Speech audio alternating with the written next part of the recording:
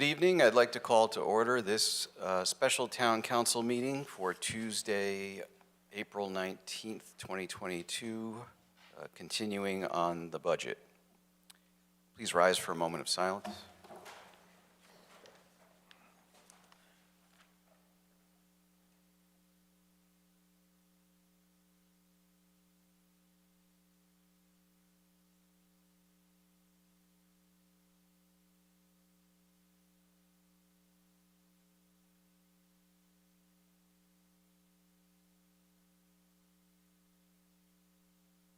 Of the Pledge of Allegiance.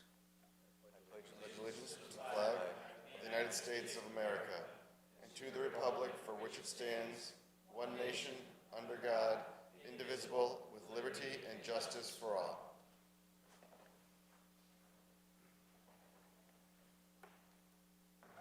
Madam Clerk, would you please call the roll? Allenson. Here. Carmody. Here. Fishbein. Laffin. Here. Marone. Here. Tata. Here. Testa. Zandri. Here. And Chairman Cervoni. Here. All right, before we get started, I'm just going to go through the list of departments and make sure that everybody needs to stick around. So, do we have questions for the library?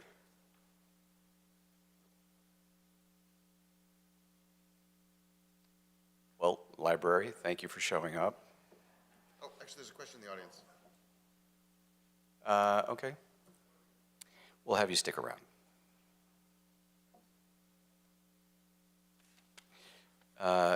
EDC? No. Thank you for coming. Enjoy whatever it is you're going to do next. Veterans Center.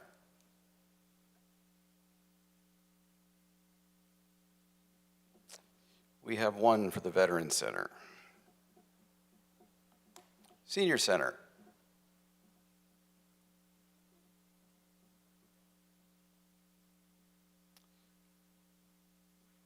Mr. Viola, I think you're skating out of here. Registrar of Voters.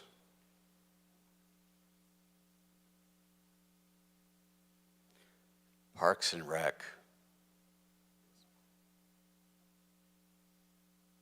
Youth and Social Services. Yes, okay. And I'm just, for everyone's benefit, I'm going to call the Coalition for a Better Wallingford at the same time as Youth and Social Services. Wallingford Center, Inc.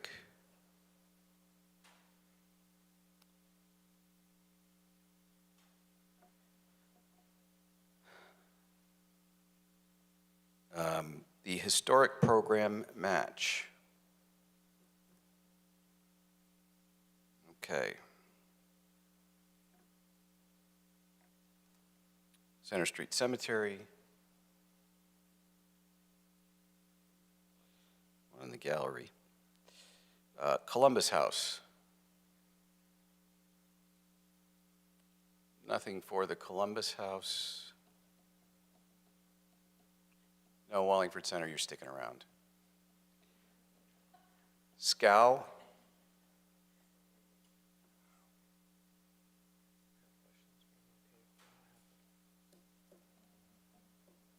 Then we should keep them here. All right. You're staying. And like I said, we're going to do the Coalition for a Better Wallingford with Youth and Social Services. So that being said, we do have a question for the library. Please.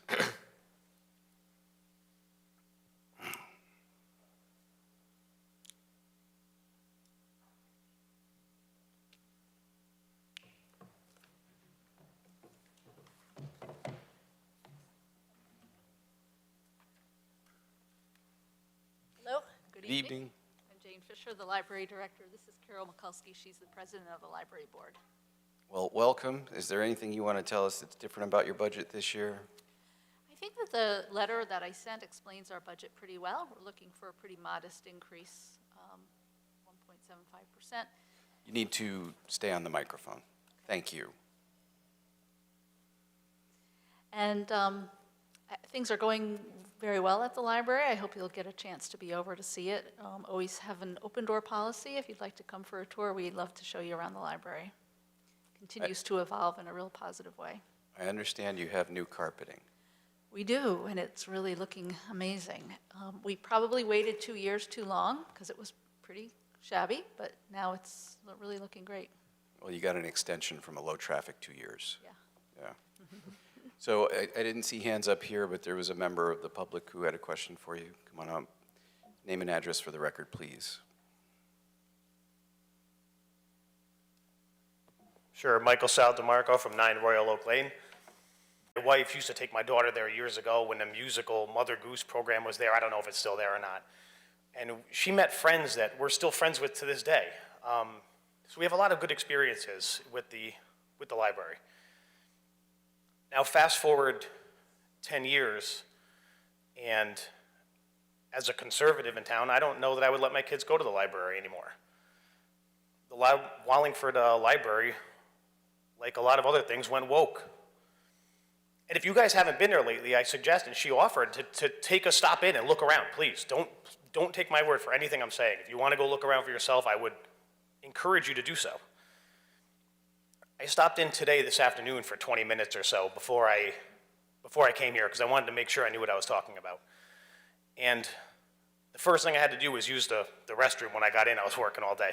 So as luck would have it, I go into the restroom and there's an electrician fixing a light or something in there, and he says, hey, the restroom's closed. So there's another one around the corner. So I said, okay. So I go around the corner, and this sign is on the restroom door. Now, as a grade school, I remember, I know this is male, I know this is female, but I've never seen that before. So I had to go home and look into it, and it turns out I was in the transgender restroom. First time. Now, I wash my hands, get done in the transgender restroom, go out, and I said, I'm gonna take a peek around at some of these books that I heard from other people that are on display and everything. And I head over to the teen section. It happens to be across from where I was. And there's numerous books about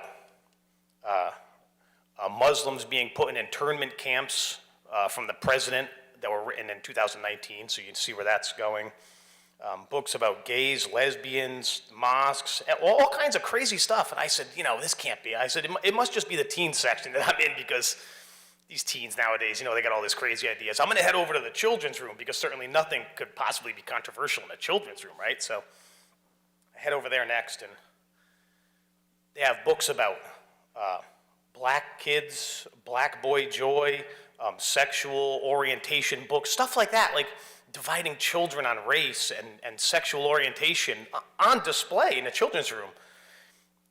I have little children. I can assure you that a 5-year-old does not know the color of his friend's skin or care or even notice until someone like in the library is telling them to notice that. I honestly believe in my heart that we live in the greatest country that God has ever blessed the earth with. I do. I honestly, truly believe that and live that. And I wanted to find a book about American exceptionalism for the kids, or about the founding fathers, or the Constitution, or how our capitalist system has created more wealth for more people than anything else ever in the history of the world. None. I didn't see those books on display. Now, maybe if I dug for them, I could find some in there somewhere. I'm sure they're in there, but they certainly weren't displayed. There was, though, in the children's room, a sign saying that you can let the librarian know your preferred pronouns, that they'll call you your preferred pronouns in the children's room. That's there. So $3.24 million is what their budget request is. And there's not a conservative book in sight. 2 days ago was Easter Sunday. It's the holiest day of the Christian calendar for all you that aren't Christian or Catholic or didn't know. I didn't see any crosses. I didn't see any books about Jesus rising. It's a pretty important holiday. There's a lot of Christians in our country. But you can bet your ass that the gay flag will be flying on June 1st for Pride Month outside, like it was last year.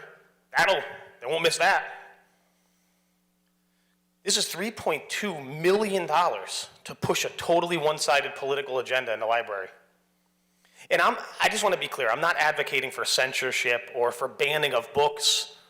That's not at all the case. I think every book should be available at the library if you choose to, but it has to be equal. I don't know the answer to the problem. I don't know what the solution is. But for the town to continue to fund this without having any oversight or without having any regulation or maybe you didn't know what was going on there, but please go, take a look around, you'll see. And for now, I guess I'll just kind of keep our kids and family out of there, and hopefully you guys will do the right thing and try to rein the library back in. Thanks. Thank you. Anyone else? Mrs. Fisher, Mrs. Mikulski, I just wanted to say thank you for having a public library that's welcoming to every member of this community. I think that is so vitally important that everyone, no matter who they are, is welcome and feels comfortable to go to the public library and to learn about history of all types, whether they agree with it or not. But I just want to say thank you for making it a welcoming place for all people in Wallingford. Well, I would imagine that there's books there for conservatives as well. Thank you. Thank you, and we appreciate the continuing support. I think we do a pretty good job with return on investment with the dollars that you give to the library. All right. Thank you very much. Have a good evening. Up next is the Veterans Center.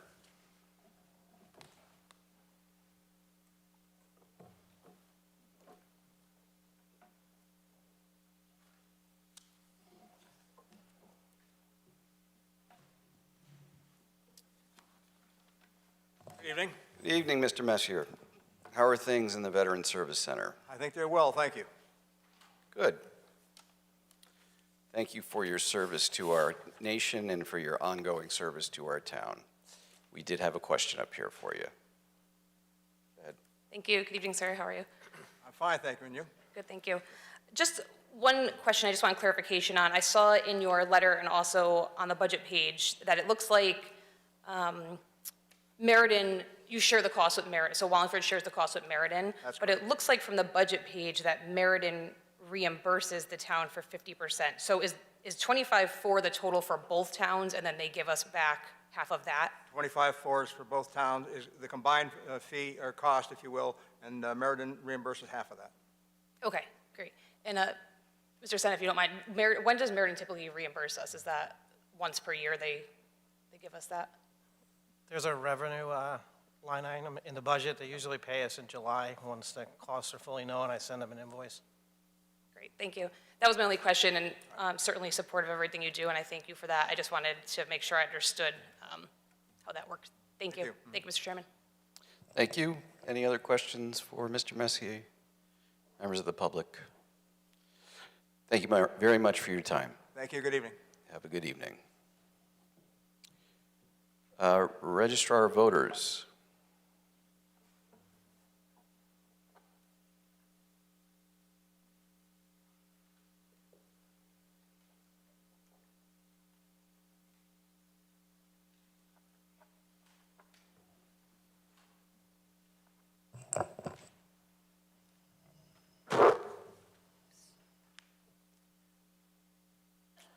Good evening. If you could remind us who you are for the record.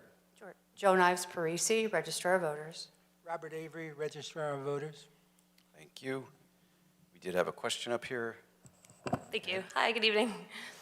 I have a question on line, well, actually there was no line number, it's a new line number, but 22 new voting machines. So it looks like you had requested $165,000, and it says that you had to buy new ones because the old ones cannot be supported anymore, but it doesn't look like the mayor approved that. So I just wanted to understand what was going on with those. Okay, well, we had our conference a week ago, and we are told that within the next year, we are going to have to replace all the voting machines. The whole state is going to have to do that.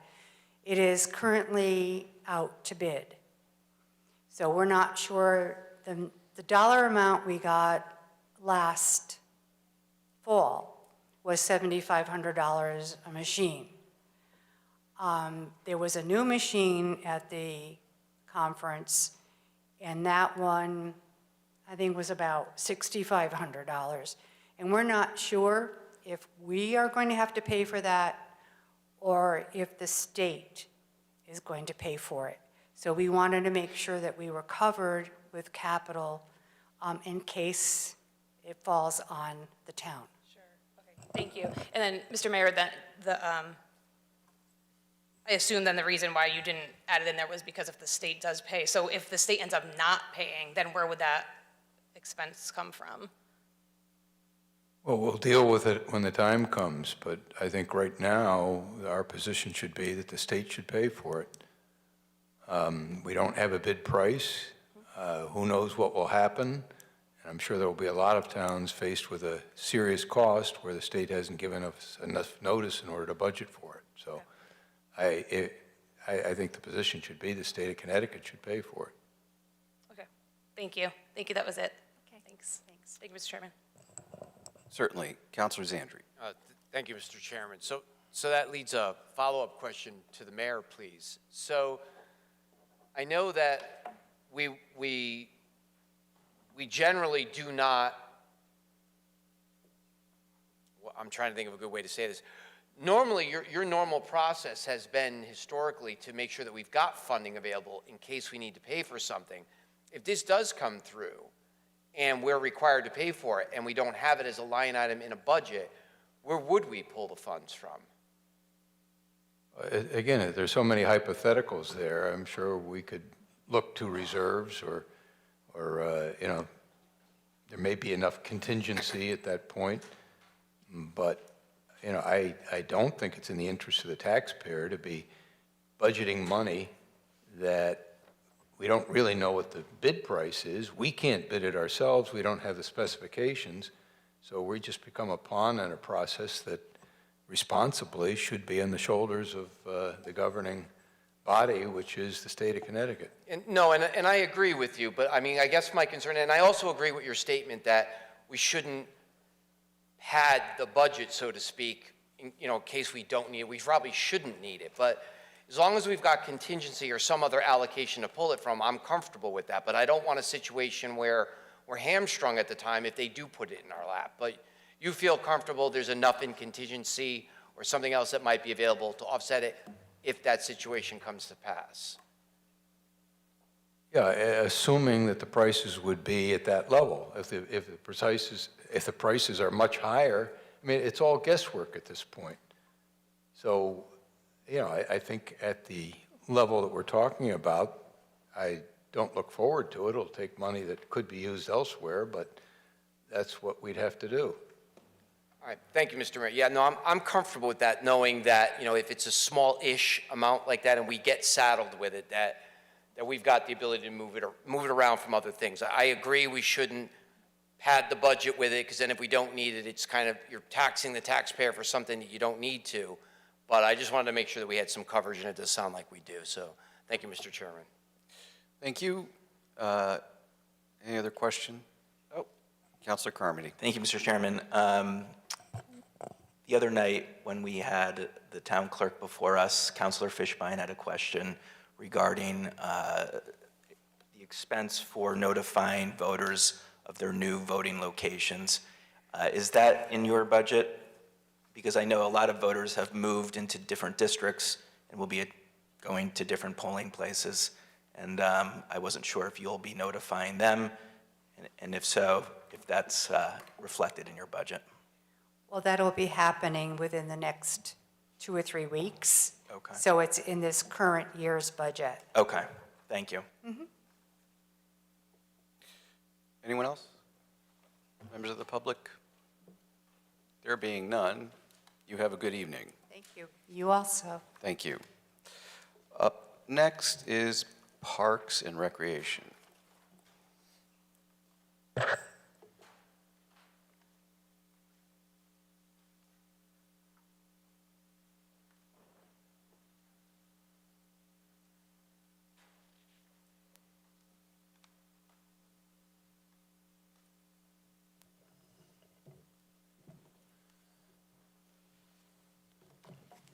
evening. Just remind us who you are for the record, please. Sure. Kenny Michaels, Director of Parks and Recreation.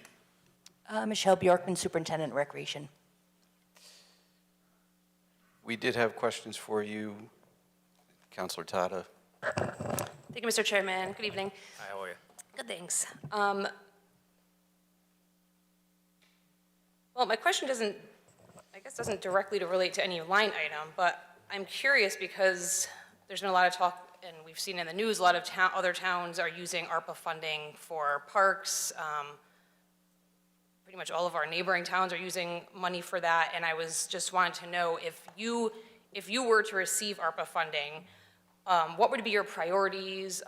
Are there things that you could think off the top of your head that you would use it for? I know obviously the pool is a big one. I'm assuming you would be supportive of that, but just wondering if there's other things, other areas. I know people have brought up that there's a severe flooding problem at one of the fields. One of the sports fields. I'm not exactly sure which one, but I'm sure you're aware. So what would be your priorities if you were to get ARPA money to use? Obviously, the elephant in the room would be the pool. Sure. Would be the first and foremost. Working on bid specs currently, they're in purchasing right now for surveillance camera system for Doolittle Park. The Chief Ventura and I are working on. We're waiting for purchasing to put those out. That would be something that would be at the top of the list if ARPA funding was available for a project like that. The field that is in question that you are talking about is a new field at Pragman Park that was put in, the multi-purpose field in the back. Drainage is an issue, especially on torrential downpours and heavy rains like we got last night, just because the water can't move fast enough out of there in that flood zone. So it is going to be something I'm probably going to have to take a look at in the not-so-distant future. A couple of things that are in the capital, the cap and non budget for this year that Rob has in Public Works, that we'll put actually for next year is the community lake tennis courts and basketball courts that are in dire need of repair. If ARPA funding was available, similar to like what Meriden did or Cheshire did, that can alleviate the money out of the cap and non. So those are just a couple of projects off the top that would probably come to mind. Great, I appreciate it. Did you want to add anything or no? No, I'm good. Okay. Okay, yeah, I guess that was really my only question. Actually, no, I did have one more. It looks like youth hockey, the contribution was not requested. So they haven't requested their contribution since I think it was 2016. So since they haven't requested it, we did remove it. Okay, because it looks like it was in the current budget, 3,000. It was, and they did not request it for this year either. Okay, so that just carries, okay. All right, that was my only question, but I also just wanted to comment. I know I've told you this before, but I think our Park and Rec program is great. There was a brief time when I lived in another town, and I would come to Wallingford and pay that non-resident fee just to use our program. So I think you both do a really wonderful job, so thank you for that. Thank you. Thank you, Mr. Chairman. Counselor Zandri. Thank you, Mr. Chairman. Hey, good evening. Yeah, I just have a couple of quick questions. So, Upper Harrison Park, where there's the big blocks now are blocking off that roadway, do we have any update on anything that's getting done up there? We do not. There was a brief discussion with Rob and Steve at Public Works as to some potentials of what we have to do. There's curbing that is an issue that they do need to work on. But other than that, there really is no other update. So is that going to fall more into, if I wanted to call to get updates, should I call you or should I call Public Works? You probably call Rob at Public Works. Call Public Works, yeah, because I know that one winter they were up there dumping the snow, and there were some other issues over there already with the curbing being bad and some old fence that was already falling down. I had a couple of residents that were upset about that, so I went and took a look at it, and I had not known that upper area was that bad off, so to speak. And you know, I know ultimately that we need a place for the snow that we haul away. I don't know if Upper Harrison's the best place for it, but I mean, that's what they ended up having to utilize, and, you know, that's that. Another question that I have generically is, and this is probably going to end up getting deferred over to Public Works too, and that's okay. Have you seen an increase, decrease, or steady situation of dumping at the parks? And I mean both overuse and misuse of the trash receptacles and or just stuff being left there. Reported to our office, we haven't seen an increase. Now, I don't know if the calls have been deferred or have gone to the Public Works Department, but calls to our office have been minimal. Been minimal. All right, that's good, because I know that, you know, a lot of times, especially like with Pregman, sometimes Doolittle, I'll see overflowing receptacles in it, and it does look as if it's normal use, generally speaking, but I do once in a while see other items that I know were brought in and left. So I was curious about that. And then you kind of addressed, you guys have got some focus and pressure on Doolittle, which is good, and I appreciate that. Do we have an update on, I know we included the additional $30,000 for the pickleball courts over at Lower Harrison. Do we have any update or status change on that? Yes, we do. So the contract was signed with Hinding Tennis out of West Haven. So the contract signed, I think they're anticipating on starting, weather permitting, on Friday. Okay, and just if you have it, do you have a time period on that, what it would take, or? I asked, they're working on a time frame. They're hopefully going to give us something by Friday. Okay, I could follow up with you offline then. Yep, I talked to the pickleball community and the players already, so they're all well aware and they're excited, so they've spread the word to their people. I told them I'd get them an update as far as the time frame as soon as I had something. That's great. They're in contact with me once in a while as well, and I wanted to update them. So as long as I know they're already in touch with you, I won't do it twice. So. Yep, no, Bob's reaching out from Florida, so.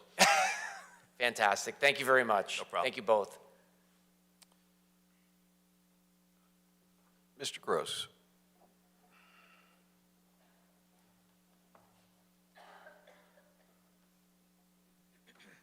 Good evening, Bob Gross, Long Hill Road. From Councilor Tada's question to Park and Rec. She asked for a list. When the portals open for ARPA money, being one of the town agencies, and can't speak more that would love to see things for children and so forth, we talk about things for kids to do.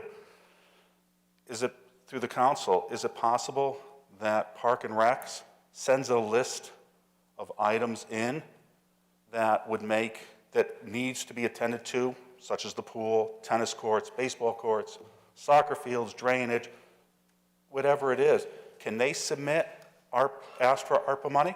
We're going to address that at next Tuesday's regular town council meeting. Let's hope they can, and I hope Mr. Michaels sends in a very vigorous and robust list for the town of Wallingford. Thank you. Anyone else? In the back?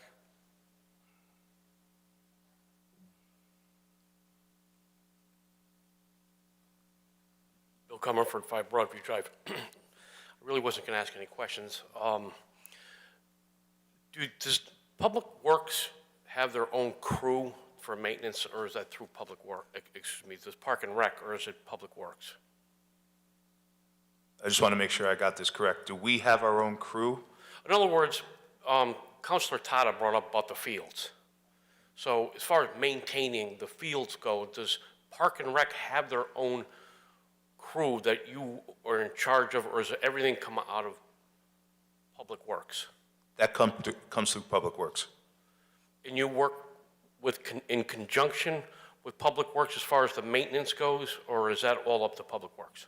No, we work hand in hand, so I provide them with a monthly schedule that has been agreed upon based on the days that they can provide guys to do the fields. We provide a monthly schedule so they know what activities are at what fields, tournaments, and things like that if they need to schedule overtime. Because I pretty much concur with what Councilor Tada said about the fields, and then somebody brought up about the drainage and so forth. Because years ago, one of the businesses that I had was turf maintenance. And the Wallingford Girls Softball League hired my company to maintain all the Wallingford girls softball league fields because they were neglected by the town Public Works. And we got them into pristine condition just through routine maintenance. I had my supervisory pesticide license for well over 20 years, but it all depends upon knowing what you're doing and so forth. And then once they got in pristine condition, I think the guy's name was Green something, Green Bomb, Green, whatever his name is, and I apologize for saying his name wrong. I got all kind of praises about the conditions, and I try to educate them on it really only requires proper knowing about the grass types, and so forth.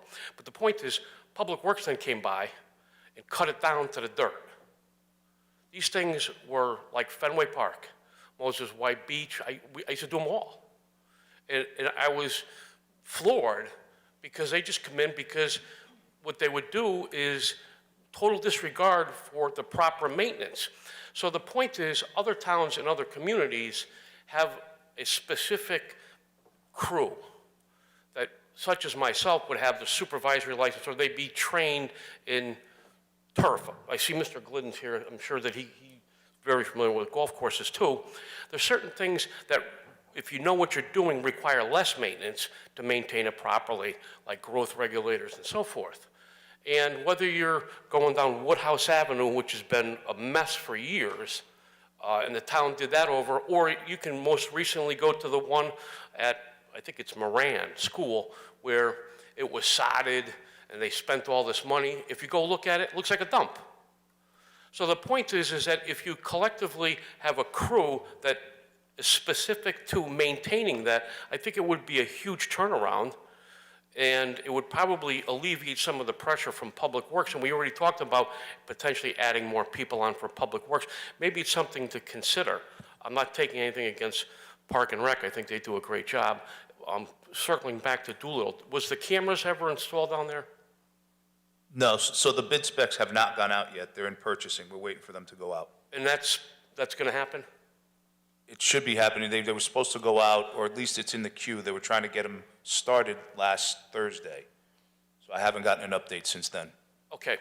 And on a final note, as far as the ARPA money goes, I had met Mr. Michaels the first time with Mr. Bolstramitis a year and a half ago, because one of the things that I always thought would be nice to reinvigorate would be Doolittle Park, because when I was a kid, we used to go skating down there. And everybody from the community went down there. They had lights, they had small fires going, and there's a stanchion there that Public Works would just go out, get rough sawn wood, drop into the stanchion, and it would flood that area. Now that has been neglected probably for 40 years. And it didn't, in my opinion, it didn't really require much. And Mr. Michaels, Mr. Boltramitis, and met out there a couple times, and I think I don't want to speak for Mr. Boltramitis, but it wasn't a huge amount of money. I think it was estimated like 50 grand. And usually an undertaking like that, you would do it in the middle of summer, bulldoze it all. Public Works can probably do it in a very minimum amount of time. But this would be an ideal time to use even $50,000 or $75,000 to get that park back to where it used to be. And I'm just tired of seeing everything deteriorate. And another thing that really irritates me is you guys are talking about this and that, including Mr. Zandri, where he just talked about the park up there and see the brush and everything. You guys in your ordinance committee talked about the maintenance advisory committee. That whole thing was set up to bring all that stuff to everybody's attention. And it failed to even have a positive vote or an impact. And if it did pass, all this stuff, there would be a committee that would be doing it. It's certainly not part of the budget. Well, unfortunately, it's certainly not a common logic either. Thank you. Anyone else? Councilor Tata. Thank you. Sorry, I noticed something while I was flipping through. There is a page, and I just want to call it to the council's attention, with the Park and Rec budget, and there's a section on the last two pages that says future budget requests considerations not included in the fiscal year 22-23 budget proposal that may require action in the near future. In addition to what Mr. Michaels described, I think this, and some of these you did talk about, but this would be a great list, I think, too, to look at for ARPA money if we want to use some of that for our parks and to kind of spruce things up and revitalize. I think, you know, we could probably get this in, I'm just looking quickly, I'm not really doing the exact math, but it looks like we could probably get this list, the whole list completely done with ARPA money and not even make really that big of a dent in it. So just something else to consider. So I hope we can look at that when we do discuss the ARPA money for Parks and Rec also. Thank you. Thank you very much. Have a good evening. Thank you. You too. Thanks. Next up is Youth and Social Services. And if we have representatives from the Coalition for a Better Wallingford, if we could take care of that right now, too.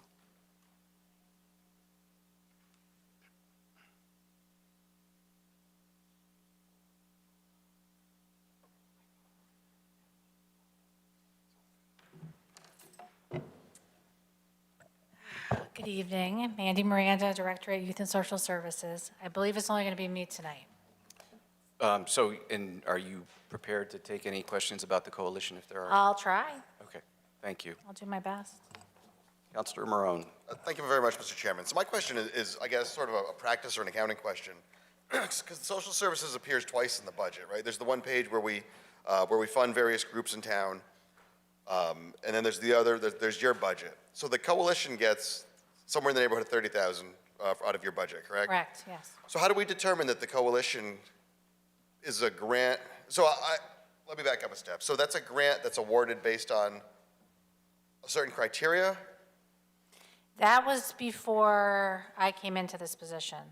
Okay. So that was back in the previous director's Okay. tenure. Yeah, because in my understanding, I can't remember a year when we didn't have them as a part of the budget in the capacity. So I guess why wouldn't we list them? I guess to Tim, Mr. Sena, or Mayor Dickinson, why wouldn't we list them as a separate item on the first page with all the grants?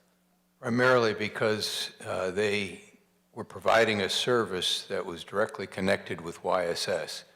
So the effort was to be the monitoring department to see that what was being done was in accordance with the directives, the policies of the Youth and Social Service Department.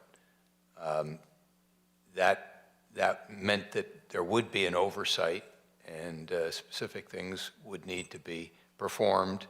And every year the YSS would express its interest in continuing or not continuing that connection.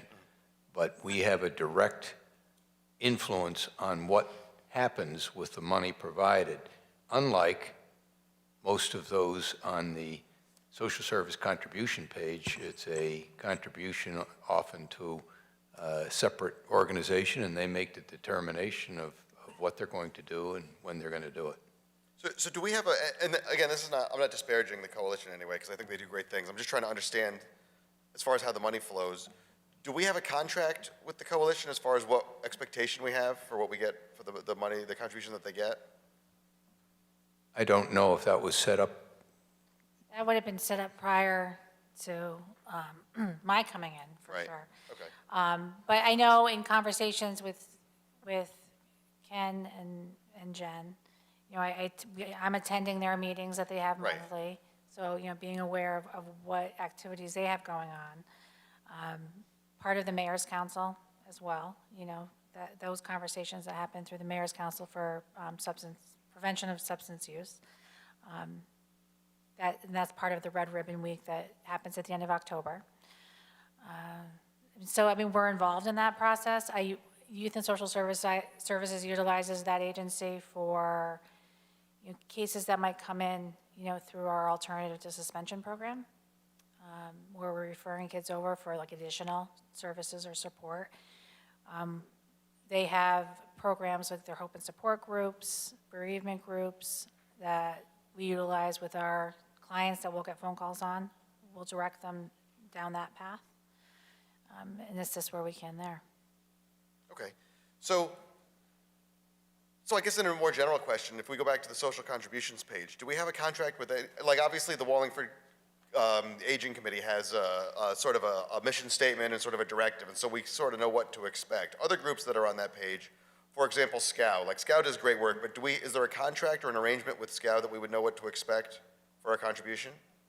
I believe there is a contract. Actually, it is SCOW operates under a grant program from the state of Connecticut, so they're providing service for the town of Wallingford as outlined by grants, the support, revenue support from the state of Connecticut. They become a subcontractor of the town of Wallingford. So then would we say the coalition is also a subcontractor of the town of Wallingford in their capacity with the groups that they run and whatnot? Well, the coalition would be an arm, a service that is provided under the auspices of YSS. It's not an outside revenue source like the state of Connecticut providing grants for the Spanish community of Wallingford. So there is a different relationship, given that the state of Connecticut and its funding is the critical element, not critical in a negative sense, but is the focus of the service provided by SCOW. And we're assisting them as well as they're assisting us. So it's, whether it's, they may have kids coming in that, we're working with, or families, different situations that may come up. I'm providing, Ken and I are doing a lot of conversing as to what kind of programs that together that we can work on to get the word out for prevention, that sort of thing. If I can add just one other thing, it really enables a greater ability to avoid having duplicating services. So an agency on the social service page, the community support groups that are basically separate, they could choose to run a lot of programs that might be totally duplicating what is done elsewhere.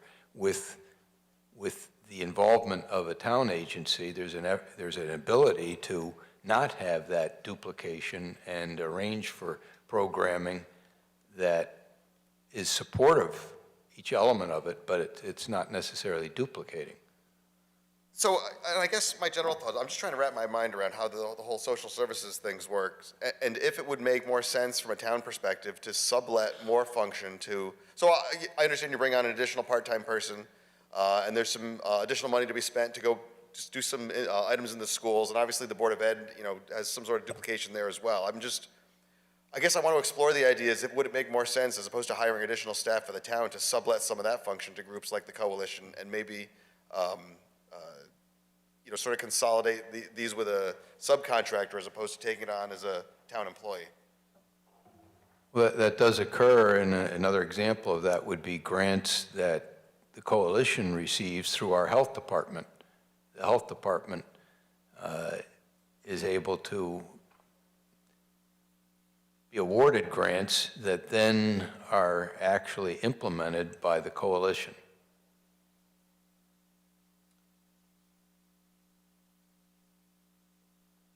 Okay, so that brings me in a completely different direction. So would we know how much money the Coalition gets from the, so my understanding, I guess, prior to this is I know that they have space on Center Street that the town pays for, and I know that they have an employee that the town essentially funds. Would we know how much money the Coalition gets from the town, say, on an annual basis, between grants and this money that's granted to them through YSS? Well, I believe there's a grant been applied for. It's $16,000 that the Coalition would be implementing, but that revenue is coming from the state of Connecticut. It's not coming from the town. Okay. So certainly the department would know offhand. I don't know what other, and the Coalition can obviously apply for grants of its own. I'm not aware of those outside of town departments. Because we got a letter from the Coalition requesting a substantial contribution from the ARPA money for, and it just got me sort of thinking along the lines of, is there other things that they could be doing for the town that maybe we would not need to have town staff do? But that's it, Mr. Chairman. Thank you very much. Thank you. Anyone else? Mr. Gross.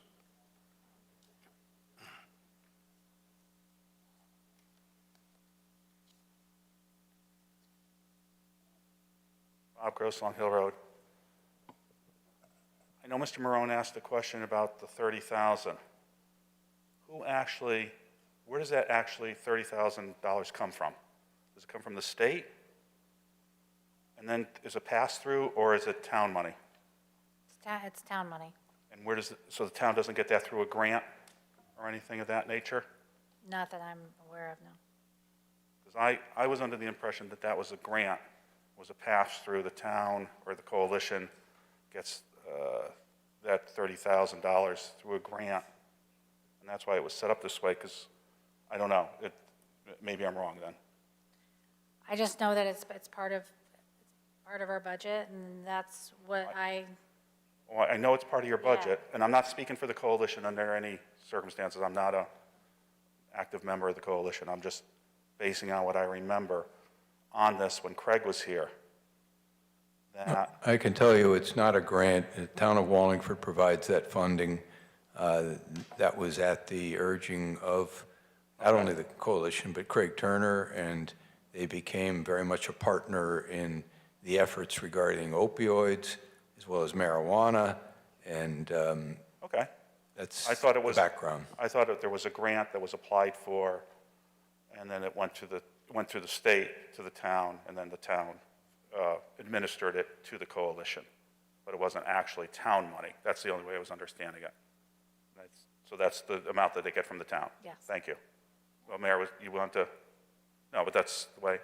And on the rent and everything, so if you consider the $30,000, yes, however they spend it, that would go towards their rent and to administration and so forth like that, because they operate on a very small budget. Thank you.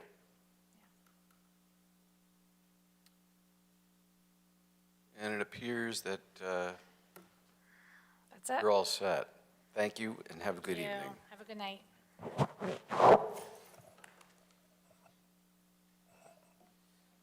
All right, we're going to take the two Wallingford Center, Inc. items together, the organization and the facade program.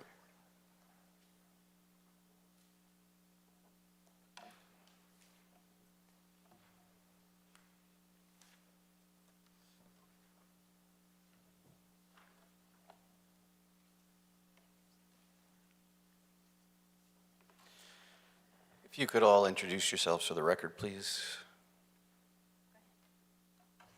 Mike Glidden, President, WCI. Liz Davis, Executive Director.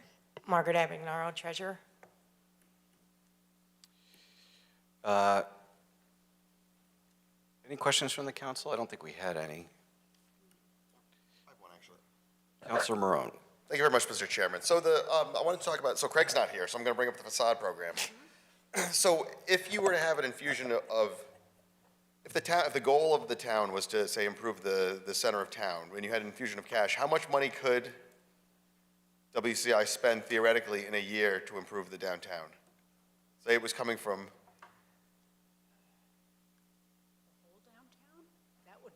So I'm not sure that so I understand.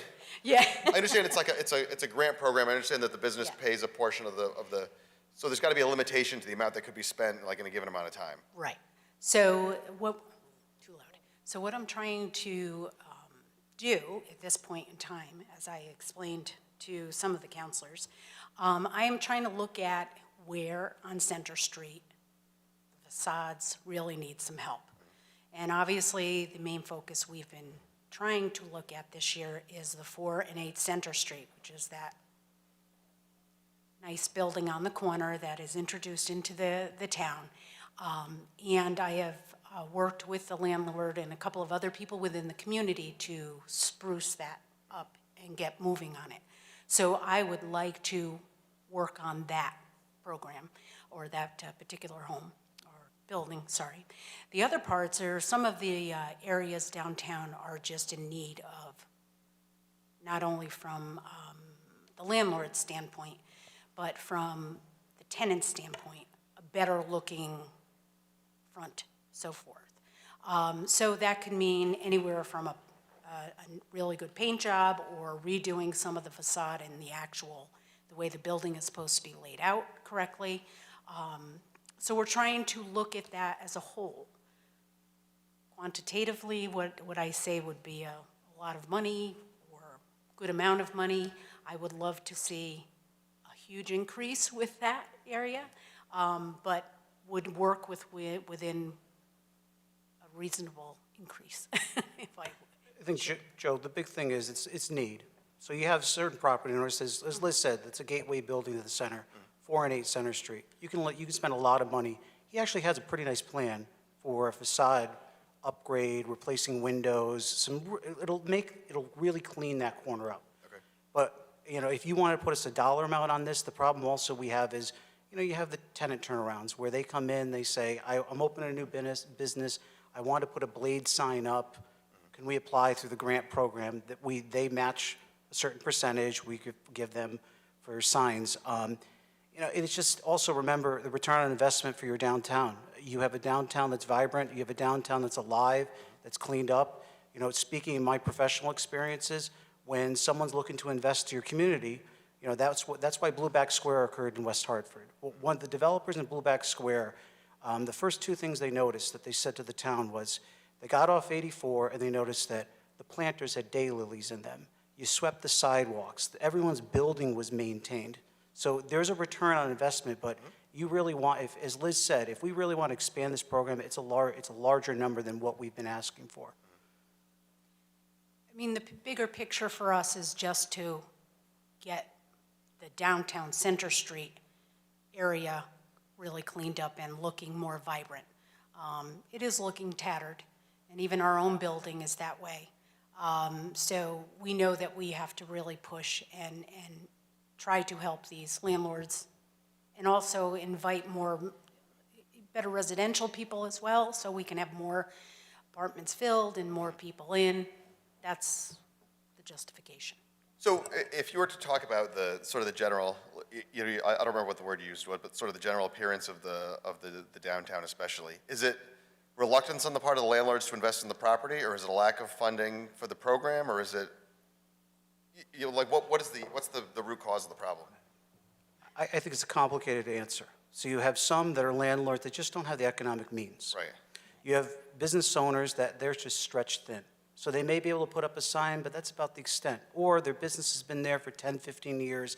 Do they really have the money to keep the lights on, or do they have the money to do a facade upgrade, which could be, let's say, $50, $60, $70, $100,000 for them to invest in? It's tough. So it's a series of things. And then at the same time, we have a limited budget. So like I said earlier about the need, we would love to, if a business came in and said, hey, or a landowner, like the example being, we keep going to Center Street, but I mean, he has a legit need.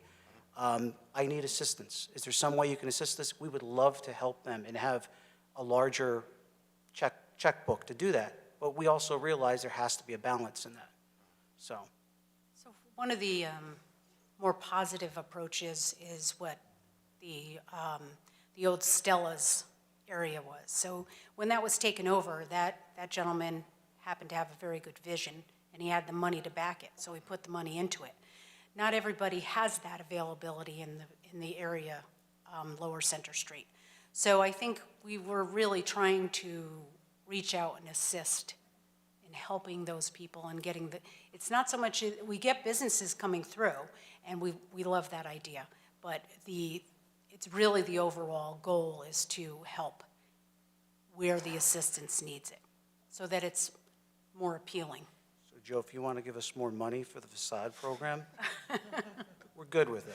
So, because I get, we spent a lot of time post-pandemic talking about how do we assist businesses, especially with their pandemic recovery and so on.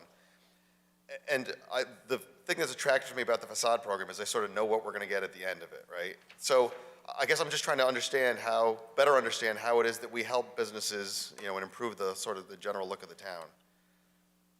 So like I said earlier, one of the other things is that the newer businesses that come in, they've just spent their blood, sweat, and tears to fill out an interior space and may not have the money to put a sign for identification of the building. That's where we come in.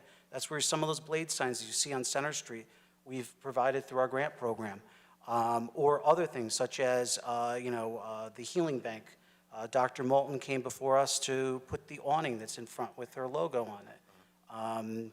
I have another brand new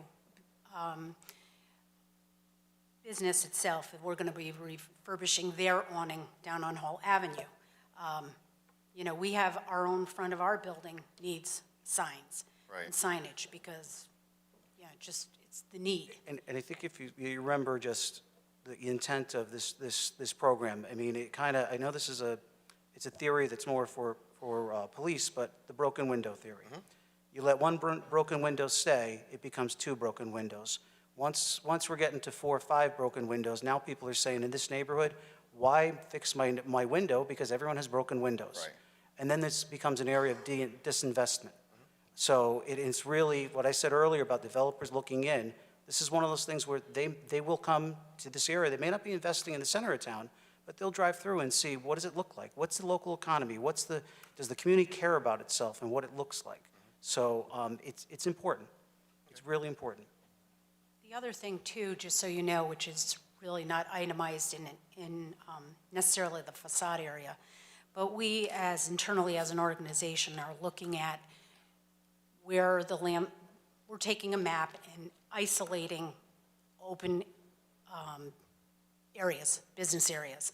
And then once we do that and isolate that, then once we look at what is the need of that building and what is the landlord or particular tenant, who they want to attract, then we can then look at, okay, here's what you're looking to do.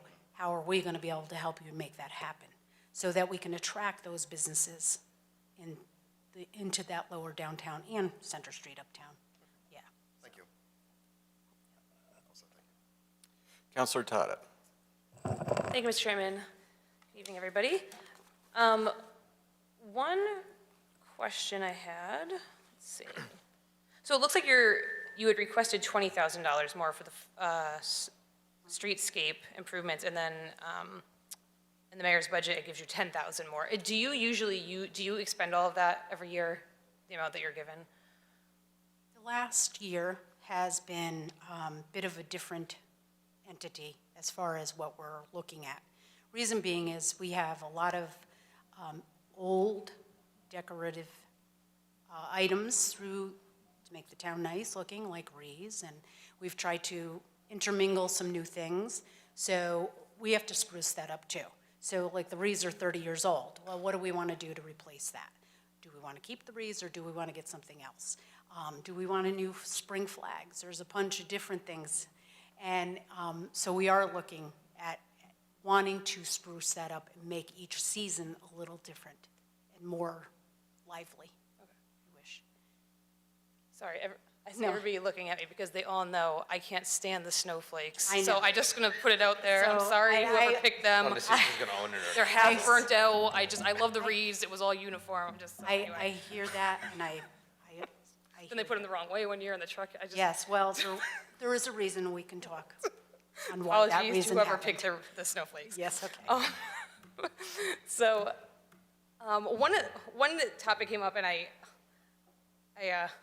debate whether to bring this up or not because I think it's sometimes it starts something. But I've been told by 2 separate business owners in the downtown area that they do not like looking out of their business and seeing the way that the cemetery wall and that sidewalk looks. And somebody did approach me regarding ARPA money and possibly using that as a project to spruce up the downtown, possibly removing that wall and putting maybe some sort of wrought iron Yep. type, so it'd be visible, it would open it up, it would look a little more welcoming. Is that something that you hear a lot? Is there like a big demand for that? I've just started hearing about that. Okay. And being new to this position only 8 months, as well as a lot of the board is new as well, that is something that is being asked about. Okay. So yes, because I look at that same wall. Sure. That's why one of the things that we want to do with the streetscape stuff is to start decorating that wall for the seasons. I would just say one thing, just be careful too, because I believe that wall is listed under SHPO as a resource for the downtown. So kind of, we hear, I think the sidewalk is a big thing that we hear, it needs to be replaced. But I don't know if the mayor would like to add on that? That the wall is on the historic registry. So when there were issues over creating another gate, the state got involved with that. It's recognized as a historic treasure, and we can all talk about whether we agree with that or not, but actually it's placed on those lists without the consent necessarily of the town. And then the issue is how to get it off the list. The ultimate issue is taking it to a court and having a judge decide what can or can't happen. So it's a very difficult process to get anything off it. So that wall is protected by the state law. Yeah, I had heard that too, and I was hoping it wasn't true, but, If Counselor Tata, you Sure. said you were to fix the sidewalks with ARPA money, or just any way this year, we're in favor. If Sidewalks. That's what you're, Sidewalks if that's is what a you're big asking thing. us. The wall, not you know this year, someone, but- you know someone up at SHPO to help you? I do not, but, yeah, all right, so that sounds like that's a little bit of a bigger issue. But the sidewalks, maybe we can look at, hopefully. Okay, those were my only questions, thank you. Counselor Zandri. Thank you, Mr. Chairman. Good evening. So I have a couple of questions that kind of came up through some of the discussion, and I was going to kind of bring up the Center Street Cemetery wall because, like the mayor, I kind of outlined. I remember the prior conversations on that as well. It is protected, so there's not going to be a whole lot that we can do as far as major elements of removing it or anything like that, but I don't think it prevents us from doing temporary decorations. I believe during the holidays, I remember some Christmas lighting that was there. I thought that kind of spruced it up a little bit, so whatever you can do. So my questions are kind of focused, they're kind of intertwined. So let me start with parking. So, and you may not be able to answer this question, and that's okay, and I'll chase it some other way. Before Center Street was refurbished not too long ago, all of the parking on both sides of the street used to be delineated. In other words, the white lines that made up the margins were there, but they were also slots, so you knew where to back in. Now, I will invariably see people park now because there's no brake lines in such an odd pattern that they leave too much gap to get other cars in. Have the businesses had any issues with parking due to something like that? Not to my knowledge. Okay, so then maybe it's less of an issue than we need to have to discuss as far about it. Actually, our Vice President, Teresa. She you want to come does. up? Okay. So then, She doesn't. Because, She you owns know, I do- Serenity Salon, just so it's on the record, and yeah. Yeah, so I have seen issues with the parking, and I know that, you know, it's because, and I don't think anybody's doing it on purpose. Somebody's there first, and so they're parking wherever, and then the next person maybe parks behind them, but then as people jockey and fill throughout the day, they're not doing it like in front of the post office or over here in front of Town Hall where you know where the delineation is, you know where you're supposed to be. So I don't know if it's something we could ultimately take up, I presume with the state, because that's a state road. To me, it's almost like they didn't quite finish it. They ran out of white paint and they took off. So, I mean, I don't know if that was their intention to come back or not. So maybe it's something we could look into. So I've seen it in other communities where the state recently either resurfaced or reconstructed state roads similar to Center Street, and they've done away with painting stalls. They're now just painting the shoulder and basically saying park wherever, free for all. All right, so. They did it in Route 10 in Simsbury, they did it in Granby, and up in Avon, same thing. Yeah, so it sounds like that's going to be a new process, which I don't know, like to me, again, looking at it, I think that it leaves too much up to the user of the space to try to figure out where they're supposed to be, and they end up cutting out a few of the spots. So this kind of dovetailed the rest of my parking question. We do have public parking behind a lot of the businesses there. So some of this parking belongs to the property owner. There's adjacent parking that is town property. So this will go back to, are we seeing problems with parking? Do we see people there too long? And let me kind of define that a little bit better. There are cars that I believe I see, because I walk downtown. You folks know I walk around quite a bit. I see these cars day after day never moving, but they've got a plate on them, but they're registered, hypothetically. So there's not a lot that the police can do. If if the issue is a big enough deal, is it something that maybe we should address with the police? In other words, we can put limits to parking, 12-hour parking in the back, or 18-hour parking in the back, or no parking from 4 a.m. to 6 a.m. to try to get these vehicles to move. Are we seeing issues, or am I seeing more into it than it's actually there? I'm yesing to death. Yes, we are. we are seeing that issue. And I'll put my past life in. When I worked for the town of West Hartford, we used to do spring meetings, either in New Park Avenue or even in the center. And we used to go through areas such as this and address some of these long-term issues, whether it would be parking, whether it be dumpsters, like a New Park Avenue, the rat walk we did. But to answer your question, Jason, yeah, it's time. There's a few of them, but it's a police matter. And it's difficult. The difficult issue with it is, as you pointed out, without some sort of duration that's signed there, the police will go out, they'll look at the vehicle, it's legally registered in the state of Connecticut, there's little you can do, it's in a parking stall. That's a public parking area. Right. But it would be any assistance that you can provide, you being the council, on addressing some of these long-term parkers back there, that'd be great. I'm sure that the businesses in our district would appreciate it. So to further that, there is a collaborative effort that is for the downtown area that I am part of. And one of the issues that's just come up with that was the parking in the back of, behind the Center Street Luncheonette, that area, and also then behind the Healing Hands area, Wellness Center. So yes, I have noticed the same thing, and yes, that was going to be my task to go out and look at that, and I have, and those same cars or individuals are being parked there. So my next task is to get and report that back to the appropriate people, and then we need to come up with a plan.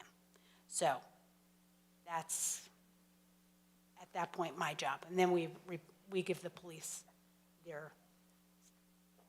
the answer to that situation. So. Okay, and thank you for that, by the way. So I have one more question. Liz, you and I talked about this a little bit when I came down to visit you. So I'm seeing a little bit more turnover with a couple of businesses. I know a couple of people are going to be moving around. And so, as part of the discussion we had, and I know that you've had with other counselors, about, trying to entice business. This is an all the way around thing for you guys, right?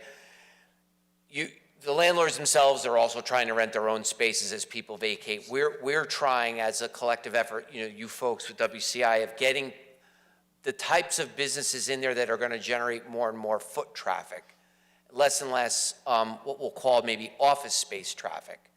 So both of those kind of, I don't want to say go hand in hand, but there are going to be businesses that are going to be looking to come to the center. So what do we have available on, like, say, second floors, so we can get some of those offices into the second floor spaces, so we've got more of those walk-in, walk-out, pedestrian heavier businesses on the first floors? Are there, now I know the amounts you're asking in these programs are small, but I mean, are there any of these types of collaborative efforts going on so that we can continue to bring in the type of businesses to downtown that are gonna be collaborative with each other? Like I said, office space, and someone will leave an office and go get a lunch somewhere. I mean, is there any effort that's being made to look into things like that, or is that just kind of beyond your scope? No. One of the things that I'm going to be tasked to do is to meet with all landlords and just to kind of review some of the things that they're looking for as versus what's actually happening. So I think one of the two things that I have to really get myself and familiarize is, one, is what retail space we want to look at having coming in, or businesses that need to come in. What are we looking for as a town? And kind of model some of that after some other towns that have worked. We have worked with our affiliate, Connecticut Main Street, on a couple of different things and ideas, and that we want to implement some of the ideas, as well as what we as a board looking to do and saying, okay, we want some of this to happen. we really just need to isolate what is that need and where would we put people, and how would we do that. So big idealistic and good views, but now we have to put it into use and play. Need to keep you on the microphone, I'm sorry. Wrong way. Okay, so, sorry. So anyway, we want to look at doing that, and that's going to be one of the jobs that I'm going to task to do. Mr. Chairman, Mayor. just on this, the planning and zoning just did a new zoning overlay, I believe it was, in the downtown, and that's one of the focuses, to try to have foot traffic. So, I mean, that's the first place to start to deal with those uses.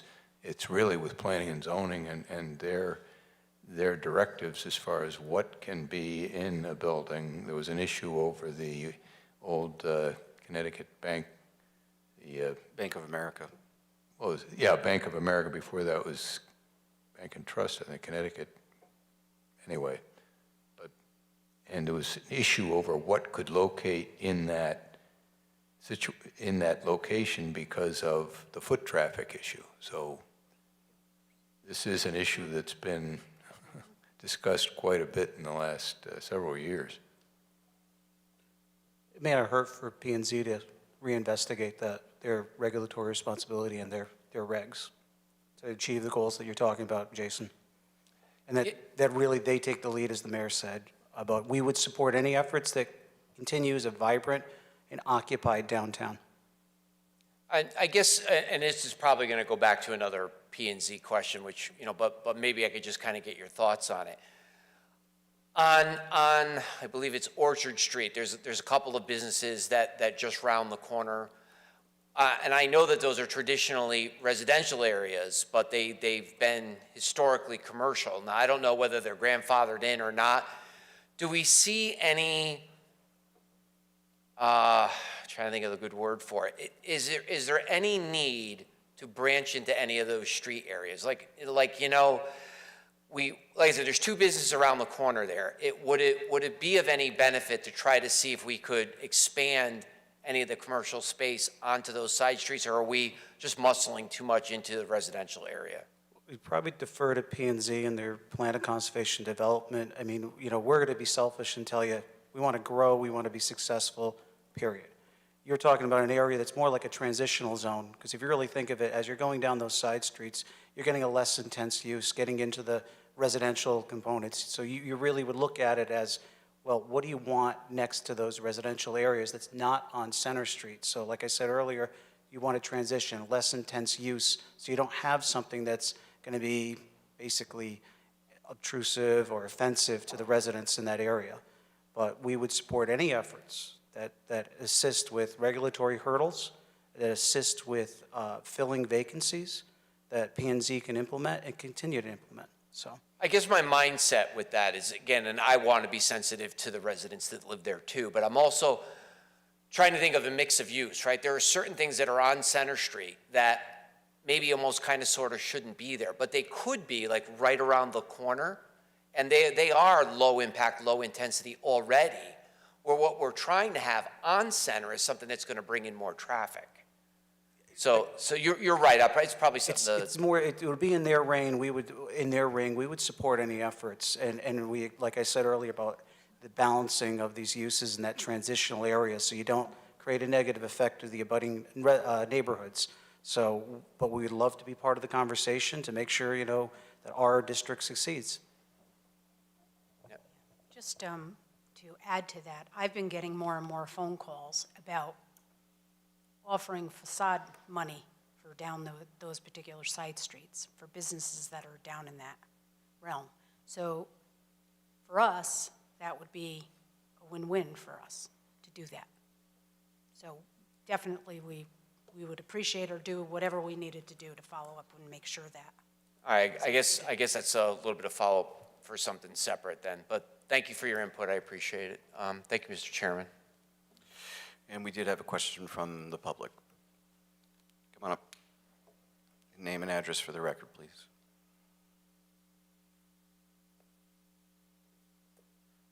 I'm going to take my mask off for this. I think I'm far away from you. Lucille Casagrande, Southview Drive. First of all, I want to address, I wasn't going to say this first, but Mr. Zandri's comment about the side streets. When Wallingford Center first started, and we hired Johnson and Richter to do some schematics, some of which are hanging in the hubcap, there were schematics for side streets, some very gentle uses for side streets. Now, where those renderings are, I don't know. Maybe Steve Lazarus still has them. So this is not a new idea. It's an idea that started in 1984. And in 1984, first, so I wanted to address that because it's not new. It's something that was conceived by them, a professional planning firm out of Cheshire, and which we hired at a cost of $25,000, and then the town would only give us $5,000. So we had to raise the $20,000 to pay that bill, which we did. But I have a question on this, and my first question is, why is the budget divided into three categories? Why do we have Wallingford Center, and I don't know if the controller can answer this or the mayor, why do we have Wallingford Center with a budget of $104,700 and whatever it is, and then we have facade improvements, and then we have streetscape design? Since it's all going into Wallingford Center, I'm interested in knowing why it's divided that way. Was there a reason? I think basically it's been the way the request has been presented by WCI. I think they wanted to separate the various areas of concern and direct attention to the separate, the operational, the capital, et cetera, So there's and the facade program, so it doesn't all get lumped in one and lose sight of some of the specificity with regard to the issues. Okay. And the other comment is that last week, Monday, I asked about streetscape design, and Liz said that's for wreaths and banners and so on. That has nothing to do with streetscape design. Those are decorations. Streetscape design are monies that are put into relatively permanent things like sidewalks and lamps and benches and trees. Streetscape design is what Wallingford Center did in its first years, when in those first years we did, with the help of Bristol Myers, the Green, the Uptown, and Center Street. Those were all accomplished in the first few years with nobody getting paid. Our executive director did not get paid. She started in 1983. Her first check was in 1993. Everybody volunteered. Nobody got a dime. As far as and so much was accomplished. Now, as far as the facade improvement versus the streetscape, if the facade improvement is so important and the money for the $40,000 is going to wreaths and banners, why not flip those figures and give the $40,000 to facade improvement? We have a lot of wreaths. They're not in that bad shape. You can't, I don't know if those poles are 12 feet high, 14 feet high. If you change the ribbons and you put in the lights, those wreaths are fine. They don't have to be replaced. And as far as you and I agree so much on those stupid snowflakes. Every time I drive up and down the street during the holidays, I get so angry. I just can't believe it, because the whole concept of Center Street was to bring uniformity to that rather cacophonous clumping of all different kinds of buildings. And I'm not criticizing them. They were built at different times, different periods, but our whole purpose was to make that street uniform so that you drove up the street and there were the wreaths on both sides, and it looked lovely. But I say, you don't need any more wreaths. And where we went up, every November before Thanksgiving, a bunch of volunteers went up, fluffed up those wreaths, and changed the lights.